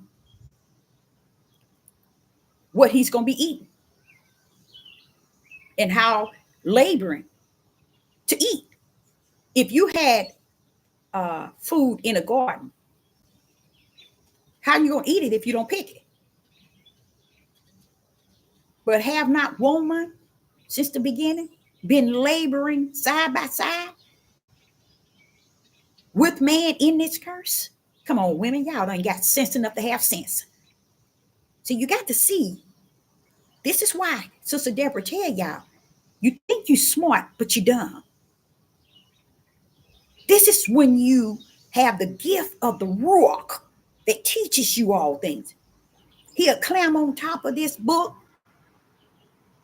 from back to front, front to back. He'll climb on top of it and make it look like it ain't never exist. Think of that. But when you go back to that perfect will, everything that's supposed to have been done was supposed to have been done as him and her together. They're supposed to work. When you look at the world today, is it him and her working together? No. When you come down to Israel and Judah, they working totally against each other. Who's taking care of the house? Who's taking care of everything? I know the men will lie to you all until this whole world have end. They will continue to lie. It's them. But the curse that was put on Adam, it was not a curse for Adam. It was also a curse for woman. Now, if this is the doing of the Father, it shows somewhere something is unjust. I had to throw that in. I don't know where that come from. I don't know where it come from, Father God. Okay, so when you go to Psalms 103, when you go to Psalms 103 and verse 1, going to Psalms 103 and verse 1. If you all understood and understand the power of the serpent having the sense to slither in, and when they know their head about to get crushed, slither out, then if Satan, he didn't train all the demonic spirits how to do it. When you get in a situation and somebody said something, make sure you get out in time. Your head gonna be crushed. See, a lot of y'all didn't understand that and still don't. Satan know how to get out the way, and his demons keep their head from getting crushed, because that means they don't want their mind changed from darkness. They don't want to hear something that might make them think, might make them have a different opinion or a different way of seeing it, or they're afraid that something might come in. They might get a pin needle light. Let me get out of here. I've been in darkness too long. I don't want to go out. I love this darkness. Let me get out of here. This lady got a little light. They'll get their tails out of here because they don't want that head crush. And that is their plan. Their plan to live the way that they want to live in this world, in darkness. And that's what they're doing on this devil platform. They are not teaching you no light. So Psalms 103 and verse 1. And here go David again. Okay, David. Thank you, David. Thank you for letting me use your word. Okay, here go David again. Psalms 103 and verse 1. Bless Yah, O my spirit, and all that is within me. Bless his holy name. You see what David is saying? David is dealing again. Like I try to explain to y'all, he's not dealing on the level of the flesh. David is in the spirit. And in the spirit, in a way that he is praying to the Most High God. That's what David is doing. He's praying to the Most High God in spirit. Listen to what he says. Psalms 103 and verse 1. Bless Yah, O my spirit. He's asking his spirit to bless Yah.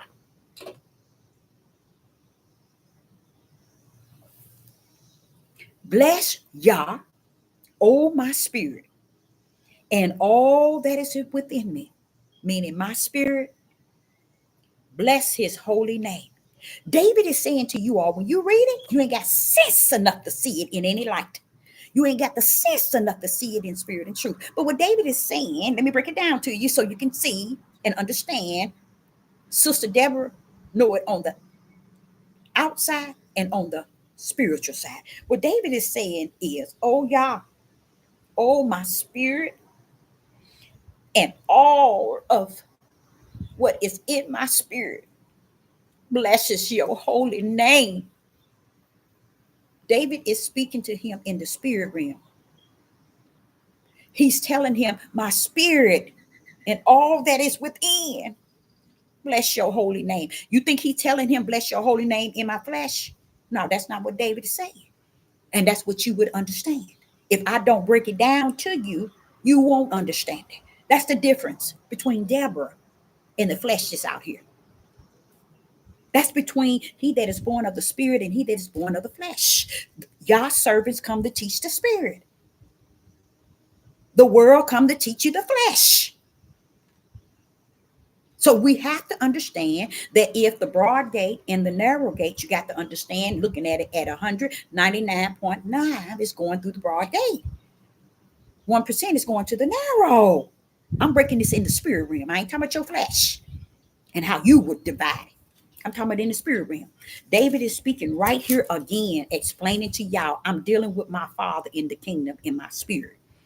And I'm telling him everything within me, which is in where? His spirit. Blesses your holy name. And how many times have I told y'all, when you go to the Father in the closet, take your butt in there, shut your mouth. That means shut your flesh down. Speak to him in your inner man. Oh, y'all won't do that because y'all think y'all entitled to the promised land. You think the kingdom is waiting for you. And you're too ignorant to understand the kingdom already orchestrated everything in the Lamb Book of Life and everything going to the books, to the lake of hell. And you down here trying to rule it from where? On the earth. Instead of getting your tail right in the spirit, you over here in the flesh think of what you got going on and who you are. And all of that is what it's about. That's why your ear, you don't have the spiritual ear to hear, nor the eye to see, nor the understanding in the spirit, nor the wisdom in the spirit, nor the knowledge in the spirit, nor the commandments, nor the commandment in the spirit, nor the law in the spirit, because it's in Yah. And you have to have him before you have those things in which David is using to magnify his Yah.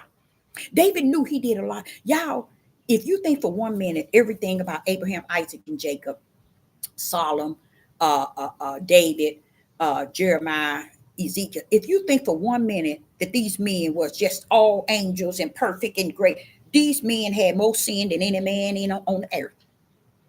But they were vessels, servants of the Most High Yah. And because they came down here to serve the Most High Yah, they came down in a world full of wicked and evil.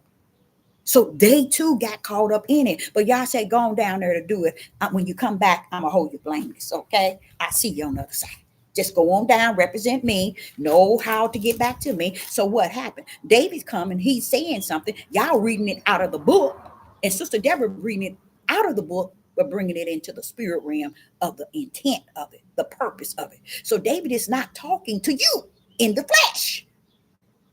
He's talking to Sister Deborah in the spirit. because he's speaking spiritual.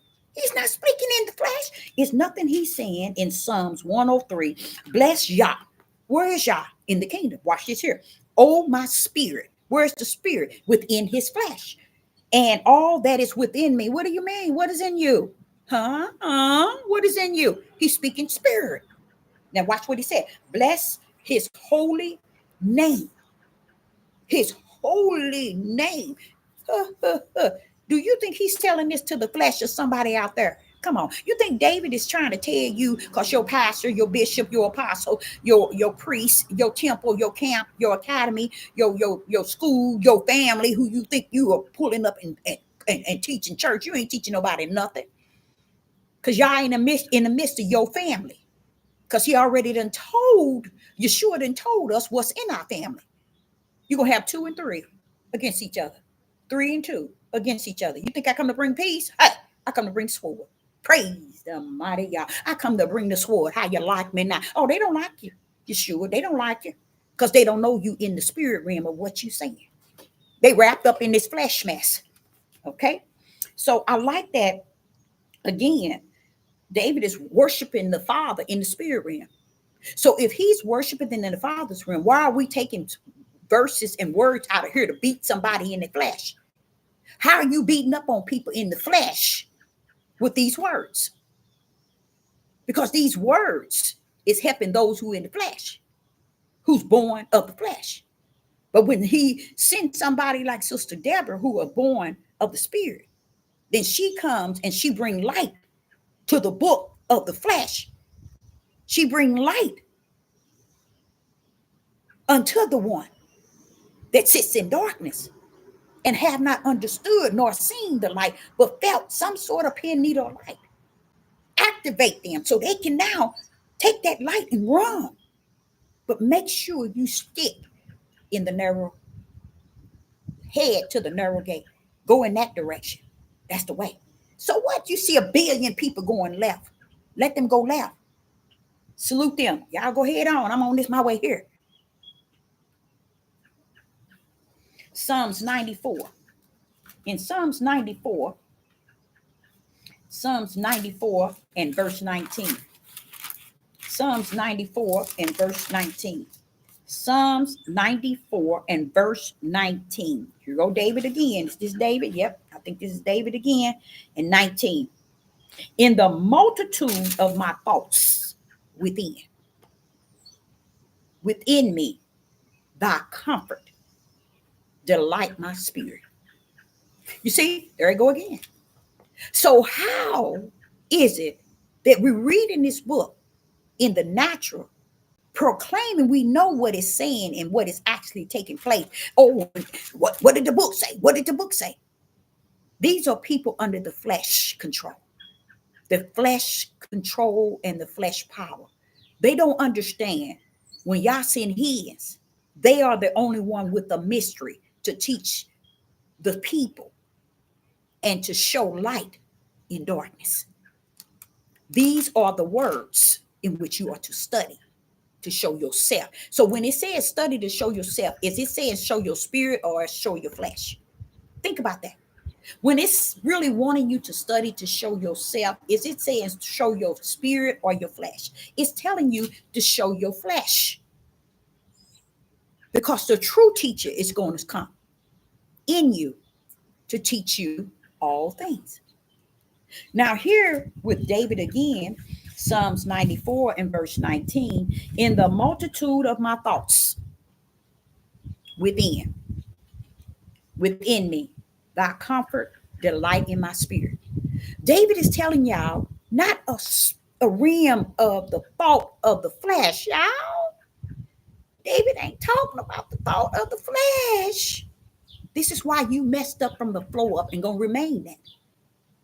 Because you have taken this book and made it a spiritual realm when this book is only for the flesh realm until the Ruach pulls up and teach you all things.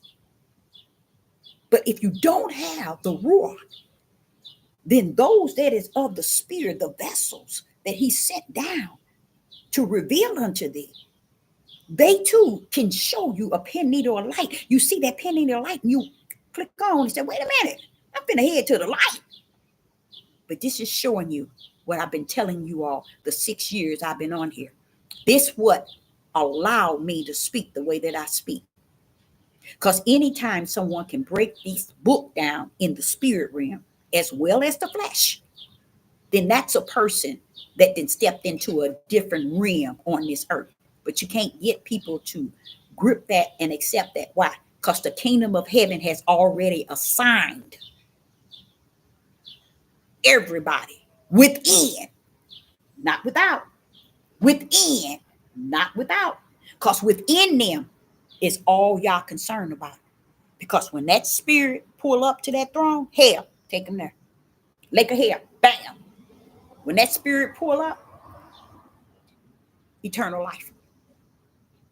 You think he's waiting for your flesh to do something? No, your flesh is already in the earth. Earth then ate it up and everything else. See, you messed up. Because that thing that's getting ate up is what you let rule your spirit. You let your flesh rule your spirit.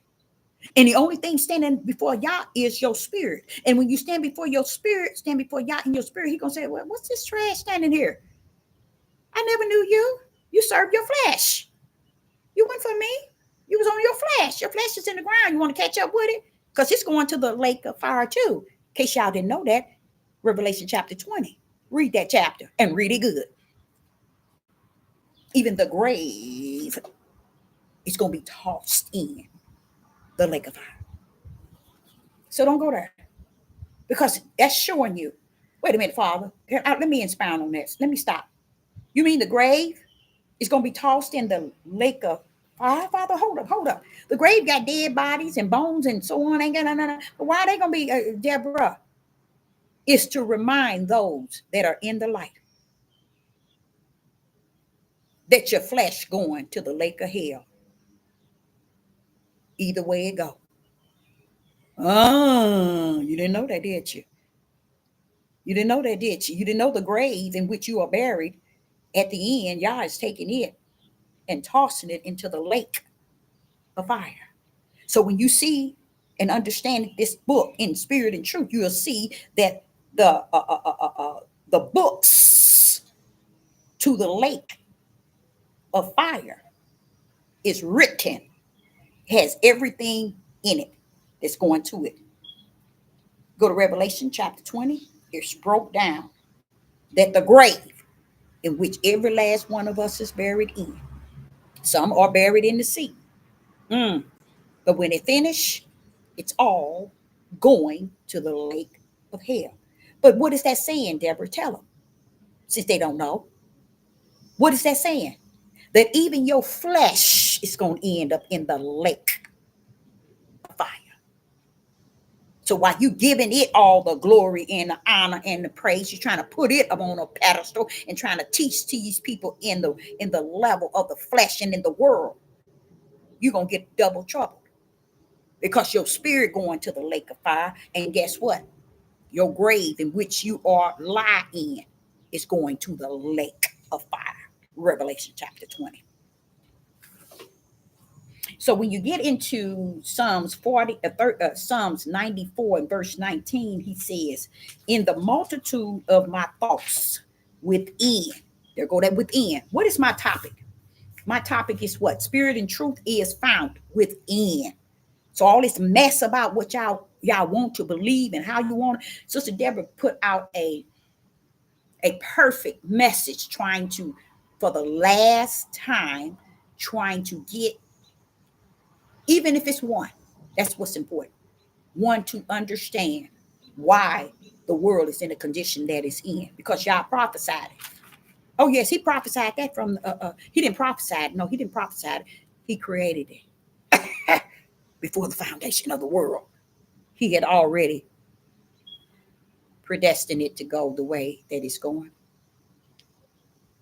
So he already know how ugly you were, you is, you're going to be. So all this role playing on these devil platforms, portraying you teaching people spirit and truth, and you teaching them the light, or you got the message from Yah, and you the chosen one, you the this, and you the that, and you the this, and the multitude is eating you up and eating you down. and liking you and subscribing to you, get your glory now. Because you want me to let you know. When you stand before the throne, there shall be no grace and no mercy. Okay. So here in Psalms 94 and verse 19, David is also speaking in the spirit.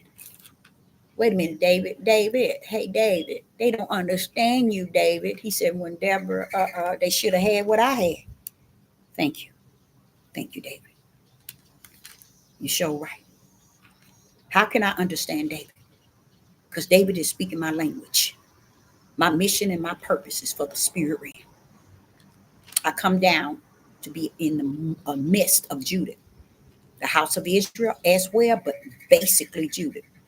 And because I sit on here and tell you about Judah men, I can't tell y'all very much about Judah women.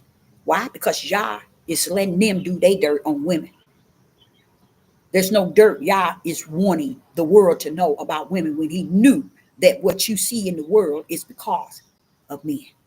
So why would Yah lie for them? Because the world is lying for them. That's how bad it is. They stretches each other back in wrongdoing, wrong thinking, wrong feeling, and wrong seeing. My calling, my purpose, my mission is to speak toward the house of Israel, second, but first and foremost, to the tribe of Judah, these so-called people of Israel, tribe of Judah. Okay, so I like what what David was saying. Now I'm gonna show you something. I'm gonna show you how wrong y'all are. Let me show you how wrong y'all are. You will sit here and listen to me, and I done broke it down to the breakdown to the breakdown. I took you to natural and I took you to spirit, showing you that this man ain't talking in the natural. He's speaking words in the spirit. The only way you're going to know that what he's saying is in the spirit is through the spirit of the Ruach in one that's come to teach you what the spirit has to say. We will read and understand all of this in the line of the flesh because we think it really this book support us in the flesh. This is about us and our people. Sit your tail down. Sit your tail down. You still on that flesh thing. You don't even see my Father in the spiritual realm nor in his power. You still caught up on self, me, pride, boasting, and ego, and all of that, just like it says in 2 Timothy chapter 3. We would be in the situation we're in as a people. Okay, now this is the key topic of my message. Spirit and truth is found within them. So, Deborah, don't put too much emphasis on thinking that you have to bring forth very powerful, anointed, and appointed message to the leftover, to the debris. I have my remnant already picked out. What you're now talking to is pretty much what you said you are talking to, brick wall. That's why you don't get what you entitled to if you're worshiping me. You get crumbs. And majority of the time, you don't even get that. But you don't need none of it. All your rewards is in the kingdom. Why they thinking they're going to reward you, and they don't understand the reward that they reward you, if any, is for their rewards, not yours. You see, yours is already in the kingdom. But I built you a lane. You know how to get in it, don't you? Yes, Father. Yeah, I know that lane is there for me. And okay, so the topic again was spirit and truth is found within them. Now we're finna go into John. We're finna go into John chapter 5 and 37 through 40. John chapter 5 and verse 37. Again, this is the difference between this prophetess in the wilderness and the world that's out here teaching you. And the world loves its own. So if you belong to the world, you better head on over there because it's teaching you a good message around about this day that they call Sabbath, when they want to throw him a few crumbs and they want to get you to come to their page because it's your Sabbath. They don't even know what the Sabbath is. Okay, John chapter 5, verse 37. In John chapter 5, verse 37 through 40, hear this, y'all. Listen to what it said. And the Father himself, which has sent me. Now, who is it? Wait a minute, hold up, Yeshua. Yeshua, why is it right there? They can't see it. Yeshua, you just separated yourself from the Father. Why they can't see that? It takes you to be in the spirit with the spiritual creator in you. And y'all in this thing as a oneness for you to be able to see this. Now, in verse 37, John chapter 5 and verse 37, and the Father himself, which has sent me. Oh, wait a minute, Yeshua, Deborah, stop. You ain't gonna be able to break it down and give it to them no way. They're like brick walls. They can't see it. They can't hear it, nor can they understand it. It's what's in them. Allow them to see it, to hear it, and to understand it. They have to already have it in them. Outside of that, don't waste your time trying to break it down to the lowdown, because they're not going to see it. The world loves its own, and they love the world. Okay, so in John, the Gospel of John, chapter 5, verse 37, and the Father himself, which has sent me, has borne witness of me. The Father sent me, and he is the born witness of me. Wait a minute. You mean, wait a minute, hold up. You mean somebody sent you? When where is he at? Sent you? Yeshua telling you right there, he does separate himself from the Father, letting you know that the Father is a different entity than who he is. It's just so happened that the Son came down here with the Father's power, his word, and his spirit as a form of the Son of Yah, which is the Son of God. Okay? That's where you messed up from the floor. Okay? So then he says here, you sent me, have borne witness of me. Ye have neither heard his voice at any time, nor seen his shape. Verse 38. And ye have not his word. Mm-hmm. Thank you, Yeshua. I needed that. That fits so right in. He said in 38, and ye have not his word. You see that, y'all? That shows you a division between the words of this book and the word. Yeshua just helped this little old lady out. See? Yeshua just broke that down right there. And ye have not the word. My topic is spirit and truth is found within. Watch Yeshua tell you where it's at. Verse 38. And ye have not his word. Not words, but word. Now, what do you sure say?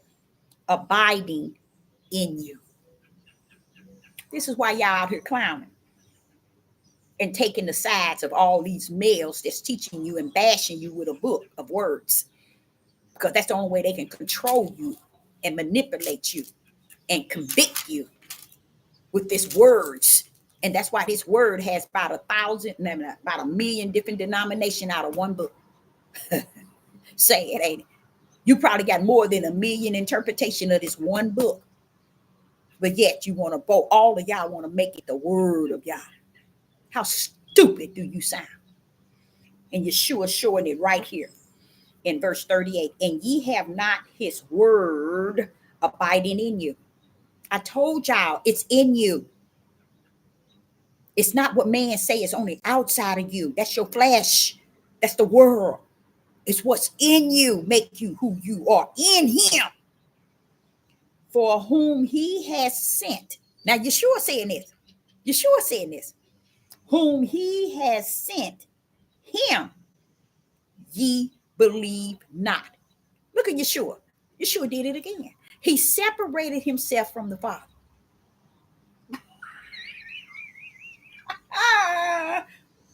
He did such an awesome job. Father, y'all, thank you. He did such an awesome job. His awesome job, Yeshua's awesome, wonderful, perfect, great job wasn't for you. You in the world. You don't even walk in his footprints, his footsteps. You don't understand him in the natural person as on the earth, nor nowhere distance. You're totally distant from who he came as in the spirit. So I know you ain't got him even in the natural, but you definitely ain't got who he is in the spirit. He has always been one to break it down to us, how we are to see the Father. I like that. And that's why it says he came and he said not a word. Why? He ain't got nothing to explain to your tale. You in the world. He didn't have to say a word. His spirit was speaking to me. How many verses can you find in there where it says, and he came and he said not a word? What do that mean? Because what he was saying was to those that was ordained for the Lamb Book of Life, who got off a path when they came down here. He was coming to redeem them back.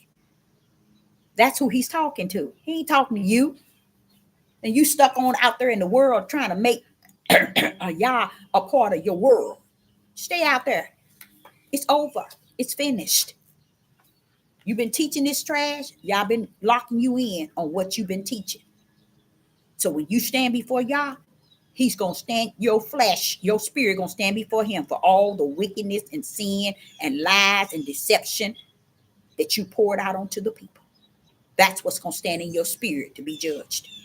Okay, so verse 38, it says, we in John chapter 5, verse 38, and ye shall not have, wait a minute, it says, and ye have not his word abiding in you, for whom he has sent.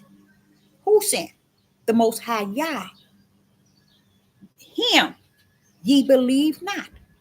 So this is where the Father was saying to me this morning in the word, Deborah, it's within them.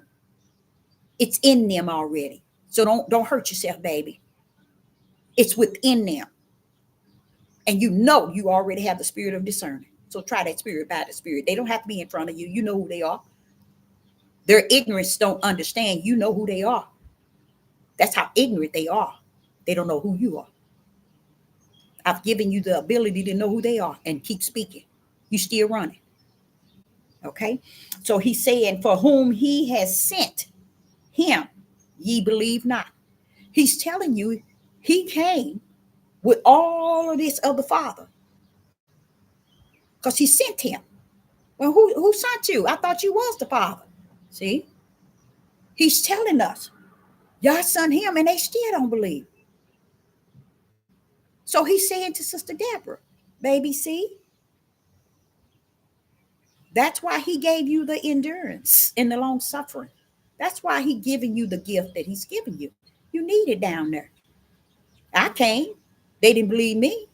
So don't expect them to believe you. They are not of the light. They are of the darkness. They are born of the flesh. Keep in mind the narrow gate, Deborah, and the broad gate. Keep the way that is narrow, for it is the way.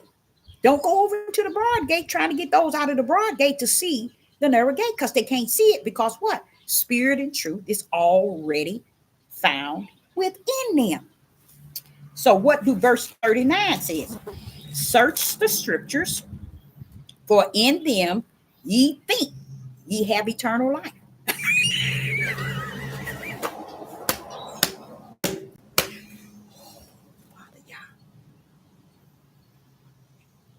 Ooh-wee. Yeshua, you know you done it up. You done it up. Yeshua done it up and he done it down. He did it for me, y'all. He did it all for me. Because just listen to this. In John chapter 5 and 39, listen to what he says here in verse 39. Search the scriptures. You notice you got an S. He says, search the scriptures, For in them ye think ye have eternal life. Ooh, Father, Father, Father. It reminds me of myself telling people that they think they have eternal life because the men are beating y'all tails with these books, precepting and aligning and a little here and a little here, and y'all ain't got no light in y'all right hand. You don't have no spirit and truth invested in you. They run around here talking, this book is about us. This book is us. This book is us. Use a fool, use a fool, and use a fool. 39. Search the scriptures, for in them ye think ye have eternal life. And they that are, wait a minute, and they are they which testify of me. Those that testify of me.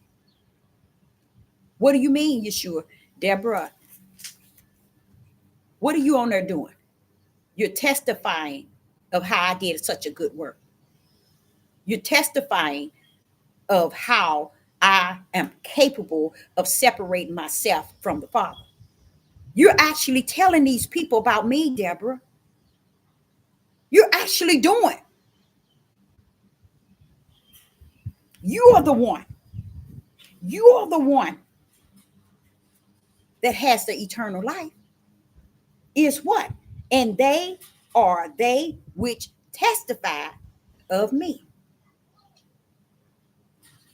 And I never, just him saying it, I'm putting it together and I'm feeling it. That's what I'm really doing. I'm feeling it. That is so true. I started off telling y'all how he done such a good job. He's that excellent, that perfect. He did an excellent job breaking things down for me, getting me to understand this. He just said it right here in verse 39. Are they which testify of me? I just got to testifying of Yeshua. He's telling you those are the ones that got eternal life, not those who think the scriptures come to give them eternal life, but those that testify of me, Deborah, and you doing that. You see what I'm saying? So when you get to 40, when you get to verse 40, he says, and ye will not come to me that ye might have life. And yea, will not, and ye will not come to me that ye might have life. And what he's saying is, and ye will not come to me. And that is those who search the scriptures, for in them ye think ye have eternal life, but you won't come to him. I told y'all, I've been on this devil platform for 6 years. I have sat back and plead till the Father told me get off. So many times have I got off because I'm trying to figure out. I wanted these men to get the key and open up the door. And they couldn't open up the door. And I couldn't understand why. I battle with wanting men to open up the door and step in. Step into what? The spiritual realm that carries the power. That's rest in spirit and truth. That has the light. I couldn't give them the keys that the Father gave to Peter. I couldn't give them anything. So I'm telling them, okay, maybe you got the keys. You look like you know something, but come on, open up the door. Take the keys and open up the door. But guess what? Till the Father told me after the third time I shut my platform down, he said, Deborah, they can't open. He said, Deborah, they can't open up the door if I hadn't given them the keys. I said, but Father, they on here leading all these people the wrong way. But baby, that's what they called to do. That's what they doing. That's their purpose. That's their mission. That's their calling. And ain't the people following them? Yeah, but follow all these people following them. They following them the wrong way. Father, they going from the way from the. They need to go into the door. They need to come in the door. Deborah. If I haven't given them men the keys, they can't open the door, baby. I couldn't get with that, y'all. I shut my platform down 3 times because I kept getting on there with the hope that they would open up the door. And I'm speaking of the tribe of Judah, and they never did. Never opened the door. And what door is that? The door of spirit and truth. And when you open up the door, first thing you're going to do is see light. And that's all I desire of Judah, is to see the light. open that bad boy up and see the light. They never opened it. Here it is 6 years later, the door still ain't been opened. So that's why he had to break down Deuteronomy 28 in me, upon me, until I got it. It took 2 years for me to really fully get it. But the getting it was, the end game was they going to be destroyed. Now, we ain't talking about the small remnant. But Judah going to be destroyed. Israel is too, but Judah going to really be destroyed. Okay? So I like that. I love that because Yeshua did exactly what I always tell y'all he does. He always showed us the Father and him being separate. And then he turns around and show us that they are one. I love it. But if you serving the Son of Man, Yeshua, Jesus, you are not of Yah. You are of the world. Because Yeshua can't be served. Yeshua can't be looked at as Yeshua, the Son of Man. The Son of Man. That's what's wrong with you now. You made man an idol God in this world. And you took the spiritual God off the pedestal, which you never put him on. Even after all he done for you, you still never put him in his righteous place. But you put these men up there. And you put them on pedestals, talking about kings, leaders, and rulers. Leaders of what? The flesh? Do you think y'all send men down here to lead the flesh? That's what they really believe that makes them kings, leaders, and rulers. Because they didn't know that being a man was and is and should have been. So when you're reading into John and you see in John sitting here telling you about the Father, Yeshua separating the Father from himself, I love it. I love it. I think, like I said, again, the Son of Man did an excellent job. But I cannot say that for these men today. Been on this devil platform 6 years, and now one of them have been able to open up the door with the keys. 6 long years. Prophetess in the wilderness, with the light in my right hand, in spirit and truth, and have not seen not one tribe of Judah, no melanated man with the keys to open up the door for the people. So I think that Yeshua, and by him even said in verse 39, search the scriptures, for in them ye think ye have eternal life. What did I tell y'all? These scriptures are words. You are not going to gain eternal life reading this book. How stupid and you willing to live. As long as y'all let you live in your stupidity that you call awakening. That's how stupid you willing to live. Okay? So now I go into Luke chapter 17. Father, I thank you for the reading and the understanding of your word. Your word. I thank you. Luke 17 and verse 20. Luke 17, verse 20 to 23. And it reads, Luke 17, verse 20 through 23. And when he was demanded of the Pharisees, when the kingdom of Yah shall come, he answered them. Now they wanted to know the Son of Man. When shall the kingdom of Yah come? Listen to what the Son of Man says. The kingdom of Yah cometh not with observation. The kingdom of Yah cometh not with observation. Verse 21, neither shall they say, lo, here, or lo, there. That's not the kingdom. For behold, behold, behold, the kingdom of Yah is within. Mm-hmm.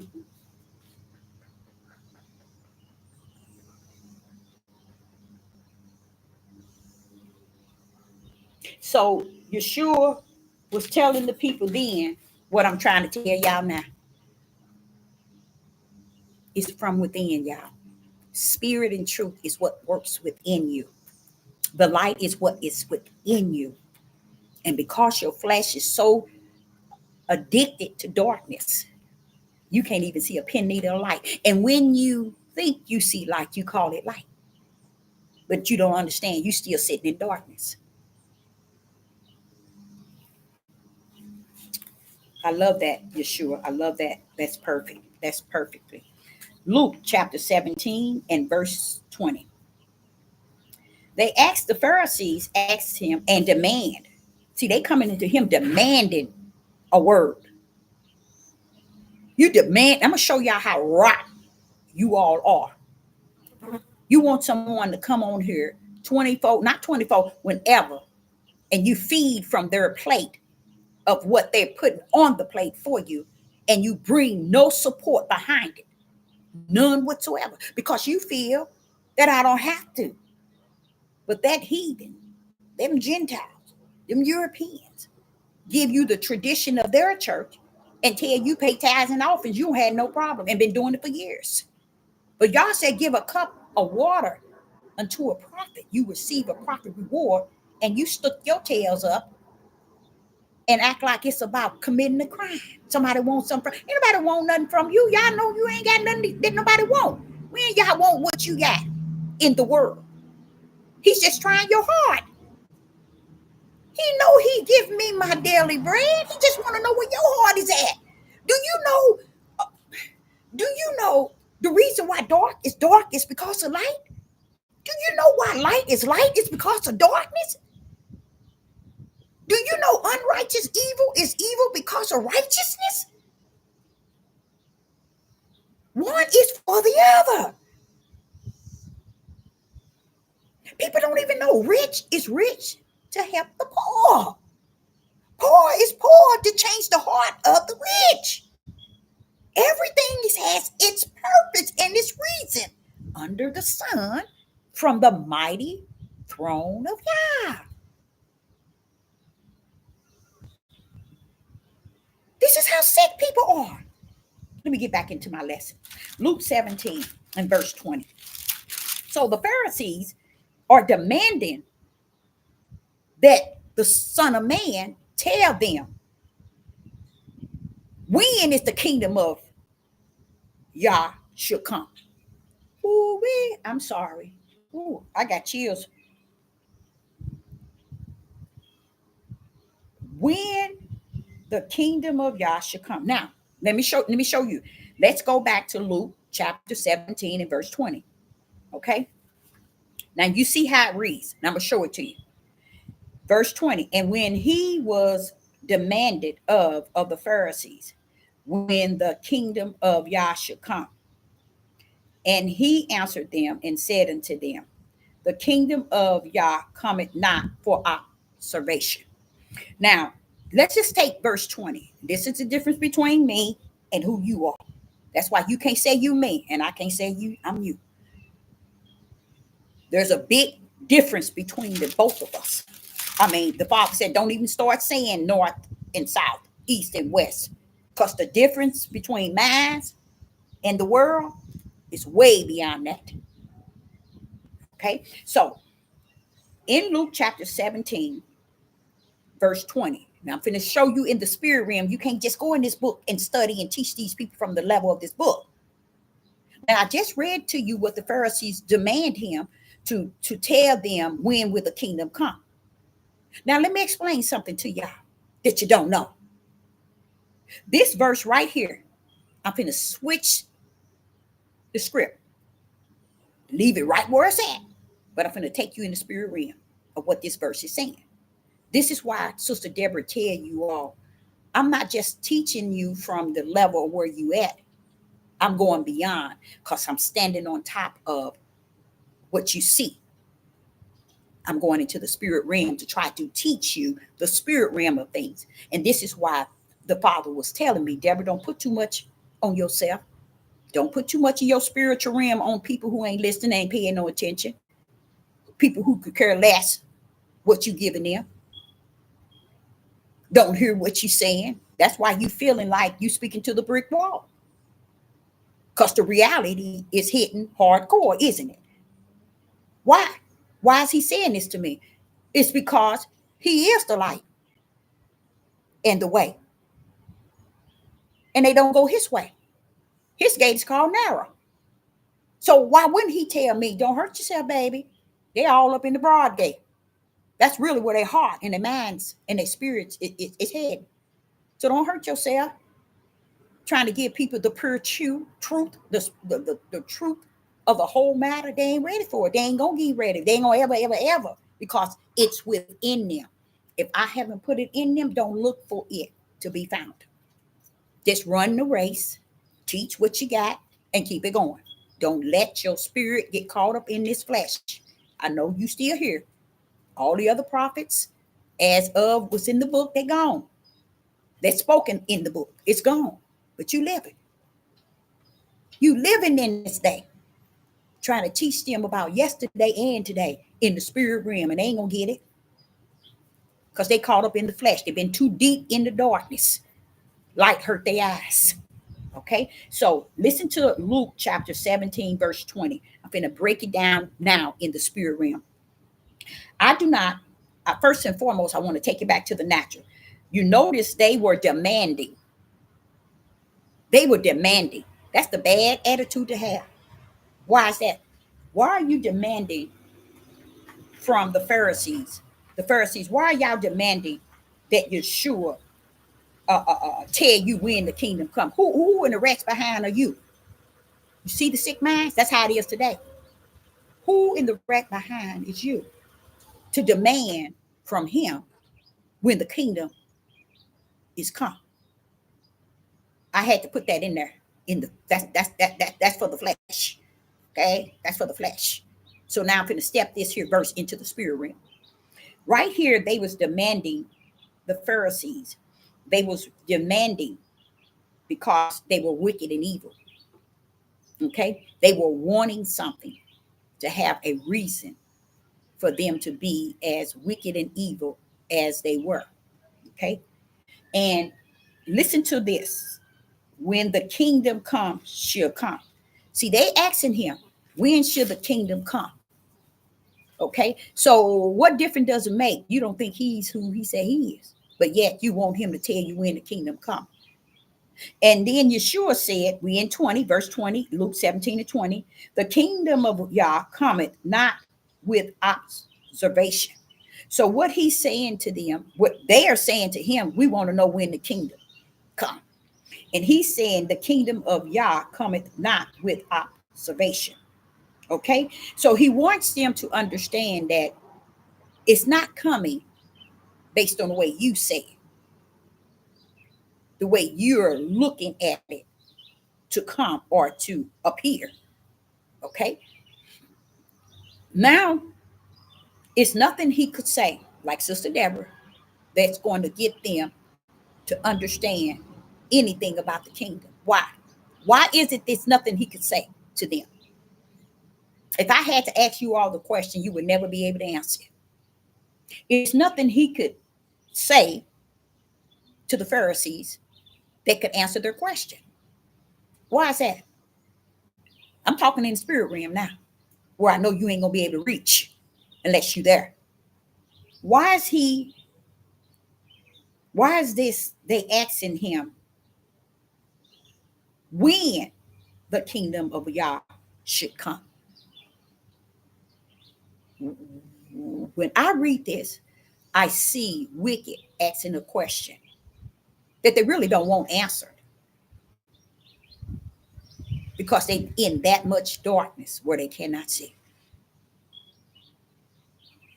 See, what you didn't know and what the Pharisees then didn't know and what the world don't know today is when Yeshua came, the first thing he proclaimed, when Yeshua came, the first thing he proclaimed, when Yeshua came, the first thing he proclaimed was the kingdom of Yah is at hand.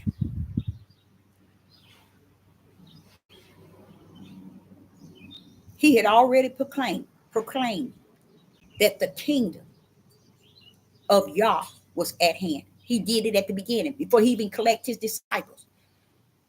The kingdom of Yah is at hand. What was he talking about? The Son of Man was telling you the Son of Yah is coming with me. He's with me. He carries the power, he carries the spirit of the Father, and he carries the word. So I am the Son of Man, in which the Son of Yah is in me. He come down with the kingdom. Now the kingdom is at hand.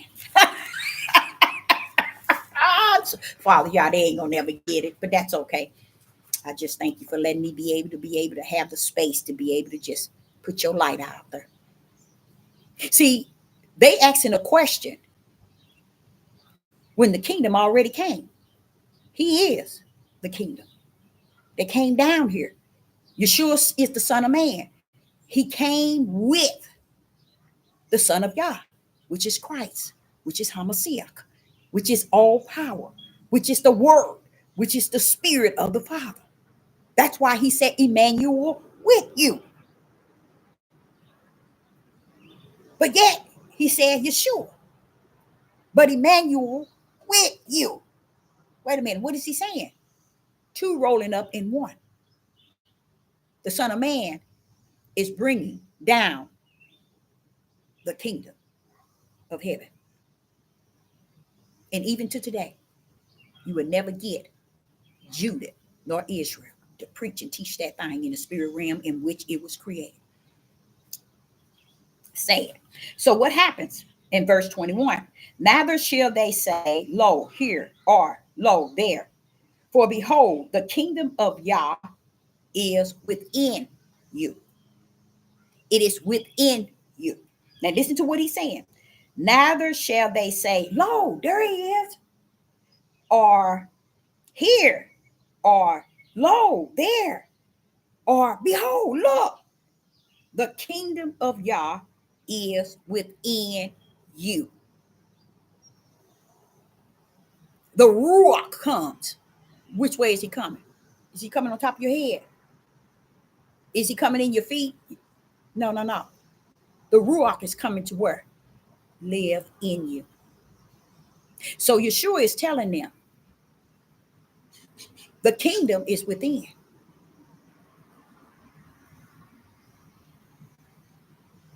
It is within you. Why? Why is he saying that? Because he knew it was a trap in the way they was presenting it. He knew that. So he leveled that bad boy out. And he says in verse 21, behold, the kingdom of Yah is within. When the Ruach comes, he's coming to live in you all. That's the topic. Spirit and truth is found within. So while you run around here chasing these tails around, trying to get some type of spirit and truth, trying to get wisdom and knowledge and understanding and all that good stuff in the spirit realm, you lost with the cause and without, because it rests within. And if y'all ain't gave it to you within, you ain't got it. Okay. So what else happened? So then we get to verse 22. We still in Luke 17 and verse 22. And the days will come when ye shall desire to see one of the days of the Son of Man, and ye shall see it not. Verse 23. And they shall say to you, see here, or see there, go not after them, nor follow them. So what is he saying in the spirit realm? Deborah, kind of break that down in the spirit realm. Luke 17, verse 20 and 23. What Yeshua was trying to say is, don't look for the kingdom to be over here in that building, over at that church, over in this person's house, or on YouTube, this lady is speaking. On YouTube, this man is speaking. Or Sister Deborah is speaking it here. Or just don't look for it over here and over there and over here and over there. Look for it in within. That's what he was telling us. So when the Pharisees came, he gave them the most spiritual power punch, and they still didn't get it. Because what Yeshua was saying here in Luke 17 and 20 to 23, stop looking for the kingdom everywhere else outside of within. Something Sister Deborah been teaching for 6 years. It's within. It's not on the outside of who man is. It's who you are within. See, that's where y'all messed up from the floor. Everybody want to make the church these buildings. These people on this devil platforms are the pastors and the leaders and the bishops and the apostles and all these people on these platforms clowning. Geno Jennings ain't no man of Yah, clowning like he does. People do not understand. Dowles is not a man of Yah. He's a man of your world. Geno Jennings is not a man of Yah. He's a man of your world. To where you can't even look for the kingdom because you don't understand what the kingdom's supposed to look like. And if it comes, it's coming within. So when Sister Deborah get on here and telling y'all how the Father deals with me and he's in me, and everything she teaches always trying to refer y'all to the understanding of Yah is greater in you and he is in you. And who he is in you is greater than all this trash on the outside of who you are. But no, the flesh want the darkness, Deborah. We don't know what you're talking about. Now, this is the last verse. The last verse is 1 John, even though I got many verses, but I'm going to end here. The last verse is 1 John chapter 4 and verse 4. And I'm going to end it here. 1 John chapter 4 and verse 4. Let's see what it's saying. And we're going to end it right here, okay? 1 John chapter 4 and verse 4. Listen to this. Ye are of Yah, little children, and have overcome them, because greater is he that is in you than he that is in the world. How many times have I said that throughout every video that I have uploaded? Is greater is he that is in me than he that's in the world. I'm way greater than the word great in you. In the way you can define greater. I'm greater than that. It says here in 1 John chapter 4 and verse 4, ye are of Yah, little children. So when these people run around here talking about we the children, we the people, we the this and we the that, you got to understand only those that are in the spiritual bosom of the Father is the true one. Are they found in Israel? In Judah? Yes, but nowhere near of the sand of the sea, nor the stars in the sky. Nowhere near it. Only the small remnant that has been written in the Lamb Book of Life. So we're thinking that everyone in the world can do whatever they want, say what they want, continue what they're doing. And so what? Leave them alone. They live in their life. They can sit here and teach and preach out all kind of trash. And you really think because they teaching you and preaching your flesh that they are the children. That's why I say it's a sad thing to hear male and female talk about we the true Jews. We the house of Israel. We're the true Israelites. We the true Abraham, Isaac, and Jacob. Sit your tail down. You don't know what the true is. They so busy doing what's in the flesh to identify who they are. They don't even understand what are you going to wrap up in the spirit realm. Because y'all didn't wrap hands up in the spirit. I don't know what you're talking about. With that small remnant and that gate being narrow and very few shall find. Oh, baby, that's all in the spirit realm. What are you talking about? I don't get it. And it ain't meant for me to get. That's why he said, I'm going to park a lane here. And when it's time, don't get in their lane. Go into your lane, girl.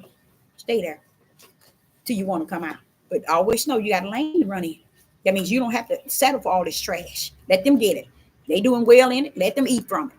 So in 1 John chapter 4 and verse 4, ye are Yah little children and have overcome them. Who is that you have overcome? Wait a minute. Hold up. Ye are of Yah little children and ye have overcome them. Who have I overcome? Because greater is he that is in you. In you. So you run around here monkeying around with all these people on the outside. because you see they got more likes and subscribers, and you can get in there and clown and act a fool and not be looked at or said something to.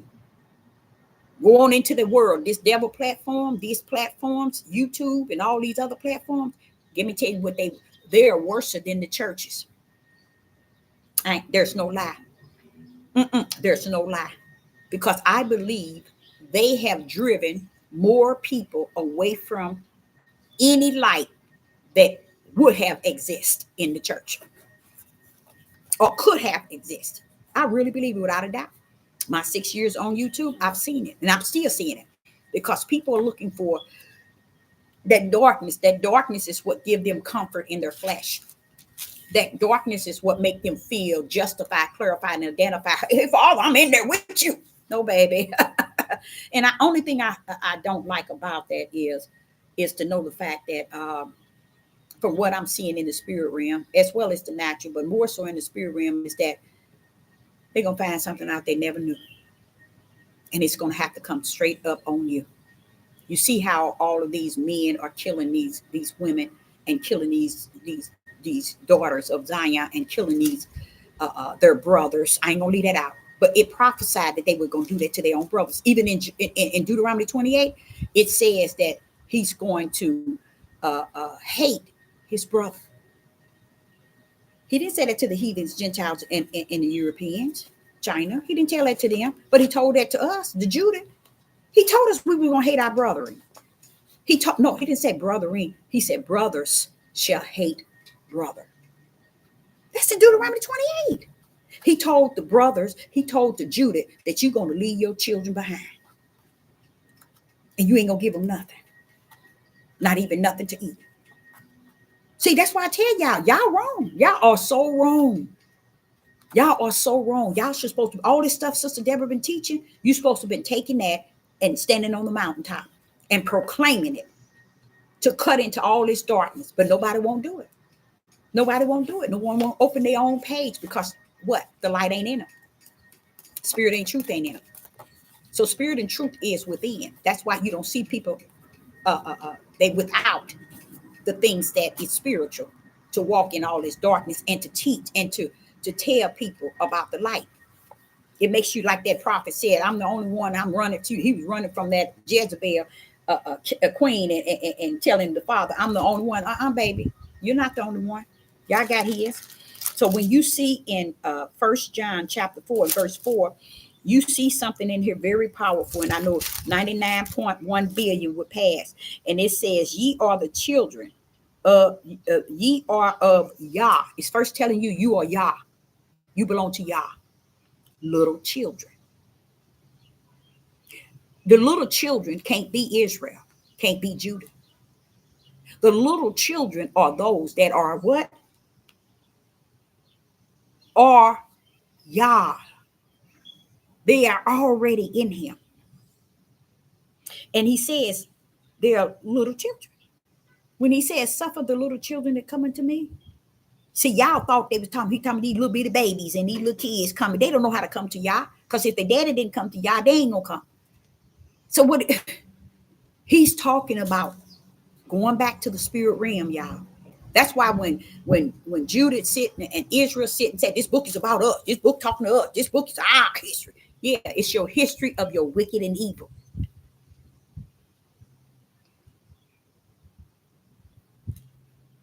It's your history of your wicked and evil. Your iniquity, sin, abomination, your adultery, your fornication, your whoring, your lust, your pride, your ego. Yes, this is the book that's telling you about how ugly you've been and how ugly you are. How about that? How about that? This your book, all right. Okay, so here in 1 John and chapter 4 and verse 4, he said, he called them little children, and he have overcome them, because great is he that is in you than he that is in the world. So he's telling these ones that are in him, little children, you are my little children, you are in me, I am in you. Greater is me in you than he that's in the world. You ain't got nothing to worry about. But if you think for 1 minute he talking to your flesh, to tell your flesh you get out here and you do whatever you want, you be with these men and do wrong and evil and hate. They don't even understand. He created the hate. Let me back it up and back it down. He created the hate. Genesis chapter 3 and 15, right then and there. When he told the serpent, I'm going to have my seed, which is her seed, and you, your seed. And I'm going to put something on the earth, and it's called hate, intimacy between the two. It's called hate. When you don't hate, when you hate righteous, righteous got to hate your evil. How you like him now? He created it and put it right there. He put it right there. Most of the people, 99.1, I say 10, no, 15 billion, hate righteous. That's why I said yesterday, truth is the biggest enemy on the face of the earth. Every serpent on the earth was skid and slide and duck and go rabbit hole deep to get away from truth. Oh, yes, he will. At least he got sense to get away. This flesh on this earth, self-centered, self-motivated. Let me show you what 2 Timothy said. And you all stand your tails around and try to and these men that comes to this page try to make it right. Try to make it right because you telling what your book. Ain't this your book? Ain't this your history? Ain't this your history? You said this book is talking about you. We the Jews, we the people. We Abraham, Isaac, and Jacob. Well, let's say what he's saying to you, men. Let's see. Since you want to bash the prophet in the wilderness and what she's saying, stay off my platform because your head is going to get crushed. For real, for real. Let's go to 2 Timothy chapter 3, verse 1. This know also. I mean, don't play with me. This know also. Don't play with me. This know also, since this is your history and this is your book. You don't want her saying anything about a man. Well, what about this is your book? You want to precept it and line and little here? How about this? Let's see you precept this. Let's see you line this. Let's see you little this, a little there, and a little there. You want to be a leader, ruling king? Come on, go here. This is what is against people like you all who run around here and honor these men and put them on pedestals, talking about leading and guiding and kings and leaders. Submitting to what? You sick if you don't know what the submit in the spirit realm means. Submit your tail to stupidity. Just like marriage. Y'all only join marriage that's equally. He ain't caught up in marriage that's unequally. And then you want to put your marriage under unequally yoked and get up there and speak your vows and expect it to live by everything unrighteous. You're a fool. He know what he was talking to when he said those marriage vows. If you're going to marry somebody like Adam and Eve did, when Adam and Eve was put together, they was put together for wicked. They were equally yoked in what they did, how they did it, and the way that they did it. They were equally yoked. Yah said, when I have joined together, let no man put us under. He's telling you in the spirit realm, I joined them, not in the flesh.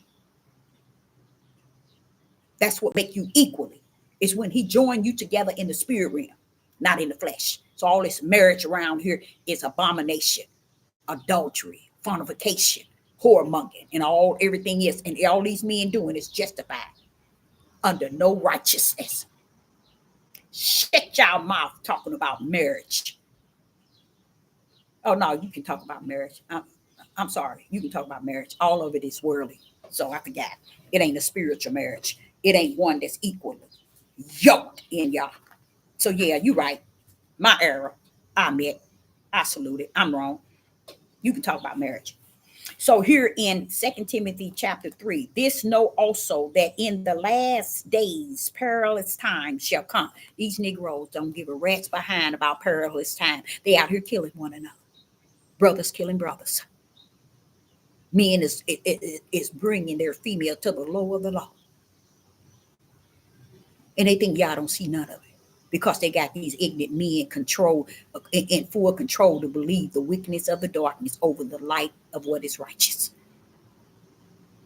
Sick. And he's telling you about the perilous time shall come. That if that's not a warning, I don't know what is. Now the sad part is about this, y'all. I want to tell y'all the deep about this here. Now let me take you into the spiritual realm on that one verse. Here it says, "Know this, know also that in the last days perilous times shall come." You know what he's saying? He's letting you know. You better know this. This is guaranteed. This is assurance. This is real. This is what he's saying. That in those last days, there's going to be some perilous times. And they coming. Is what he said. They coming. And right now, like I told y'all over and over, y'all sit y'all tails up in this lifestyle and think it's about you, me, mine, what I got, what I'm getting, what I'm going, where I'm going, how I'm getting. But the Father letting you know you going to get all that you can. It ain't going to stop the perilous times it's coming because guess what? Heavens has orchestrated it. It's coming. And that's what it's saying. You better know this for sure, that it's coming. It's coming. And then what? It shall come. So it's letting you know, go on, monkey around. And you see what day it is, how close it is, and how it is breaking it down to you. And you out here walking in darkness like the darkness is the best place to be. It is for you because darkness is going to be what you're going to see the rest of your eternal life. So your eternal destiny is darkness. But it's going to come with some fire, y'all. I'm going to be honest with you. It's going to come with some torment. Okay? Okay. And it says right here, look at verse 2. For men, men, could he have made a mistake? Why didn't he say man? Deborah, you stop. You always trying to bash men. You trying to belittle them. You always got something negative. I try to figure out, isn't this the words of a man giving you the example what y'all said to him? But here I am, a woman, giving you the example of what a man has said that the Father said to him, and he said it, and I'm saying what he said. But the men don't want to hear it. Why? You're bothering them. This is where you know people are not in the spirit. Stuff like this is what they should have been saying. So this sister wouldn't have to say it. That's why y'all chose me and not them. How about that? How about that? And watch this here. And it says, for men shall be lovers of their own self. Now, I'm going to tell you, about me being a living prophet and not a dead one, 100 times, 100% true. Now, Sister Deborah could say 80% true. No, I cannot say that. I'm a living prophet, not a dead one. That means I'm not here to lie for you. I'm not finna make the darkness look any darker than what it is. I'm not here trying to make the darkness look good or dress the darkness in goodness. That's not my calling. That's not my purpose. Come tell you spirit and truth of the whole matter. Listen to this. Verse 2. And men shall be lovers of their own self. 100 times, 100% true. That's what you see on the four corners of the world. They're loving themselves. How can they get to that level? They have to hate the one they once loved to start just loving themselves. Praise. Yes. They have to hate the one that they once loved to get to the level where they're loving only themselves. Praise the mighty Yah. And then he says, lovers of their own selves. That's what the men are preaching and teaching. And all of y'all clownish women will sit here and entertain them and uplift them and put them on high levels of pedestals in their darkness of darkness to make them feel that they're falling under righteous. And that's why when I heard that man had done something to me, I said, truly, he would have to be a man of Yah to have to be online for 4.5 hours and stood his ground, identifying to all of these men that were speaking against him that Sanders guy, Omar, and this other guy, and these two new ones that's coming out bashing women. This is why. See, they thinking they walking up high and leaders and kings and rulers. It seemed like Timothy telling them and prophesying their ugliness, their wickedness, their abomination. Listen to what it's saying. See, y'all, this was way before 400 years. You see? So you see how they still stuck on stupid as they stuck on stupid today. They still ain't gonna think, they ain't gonna take nothing and walk in righteous, because righteous is not walking in them. See, that's what Yeshua was saying. It has to be in you. Y'all children, he called his little children because he is in them. Y'all just making yourself a fool when y'all think he's in you and you're clowning like these men on this earth. He's clowning. Especially Judah. I have to speak on Judah because Judah, I'm the prophet that he sent down to speak unto you, to show you your ugliness, your wickedness, your abomination, and all this wicked and evil that you're portraying and then trying to uphold his name in some sort of holiness form. You ain't gonna win. He already plucked his now, he already plucked his remnant out. How about that? So clown, while you can clown, while the circus is open, have yourself a Wayne Dame Doodle time. Now here we go with this book that's been here longer than 400 years. And it's sitting here telling you exactly what they're doing today. How is that being? Because you have to take what it's saying, sit with the Ruach so it can break it down. Now, see, right here it says for men. Why didn't it say M-A-N? Why?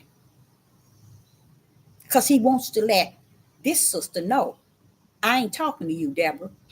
I know who I'm talking to. I don't need you to take a hold of this and apply it to female. I know what I'm talking about because this is how they going to be. And then y'all sit y'all tails up here and let these men be on these platforms conducting themselves the out of the order way when you should be on these platforms bringing them down to the low of the low. That's the only way you can help Judah. If you speak truth against their lie. But what you do, you want to put them on a pedestal, talking about the Bible say, the Bible say. Let me tell you what this one is saying. It's not saying what you saying. Because you can go in here and study it. But Sister Deborah is pulling it out on both sides. On the way that you studying it, and in spirit and truth. How about that? Which is in the spirit realm. Now listen to this. In verse 2, this is 2 Timothy chapter 3. The men shall be lovers of their own self. I'm going to run high on this. I'm going to run high. I'm going to have to put this whole verse to keep reminding me that you're speaking truth. You ain't speaking against them. You're trying to get them to look at themselves in the mirror. And guess what, Deborah? That's why the Ruach constantly telling you, don't put too much emphasis on it, baby. What you see in Deborah is what I've seen from the kingdom since the beginning. This is the way they treated me, and I am he that sits on the throne. So I know what you're feeling, you feel it. Everything you feeling is righteous. Everything you see, I allow you to see. But it's a reason so you can see what I see from the kingdom and what I've seen. So he's saying that they're going to be lovers of themselves, covetous, boasters, proud, blaspheming, disobedient to parents. Who are the parents? Who only want who daddy ain't been there.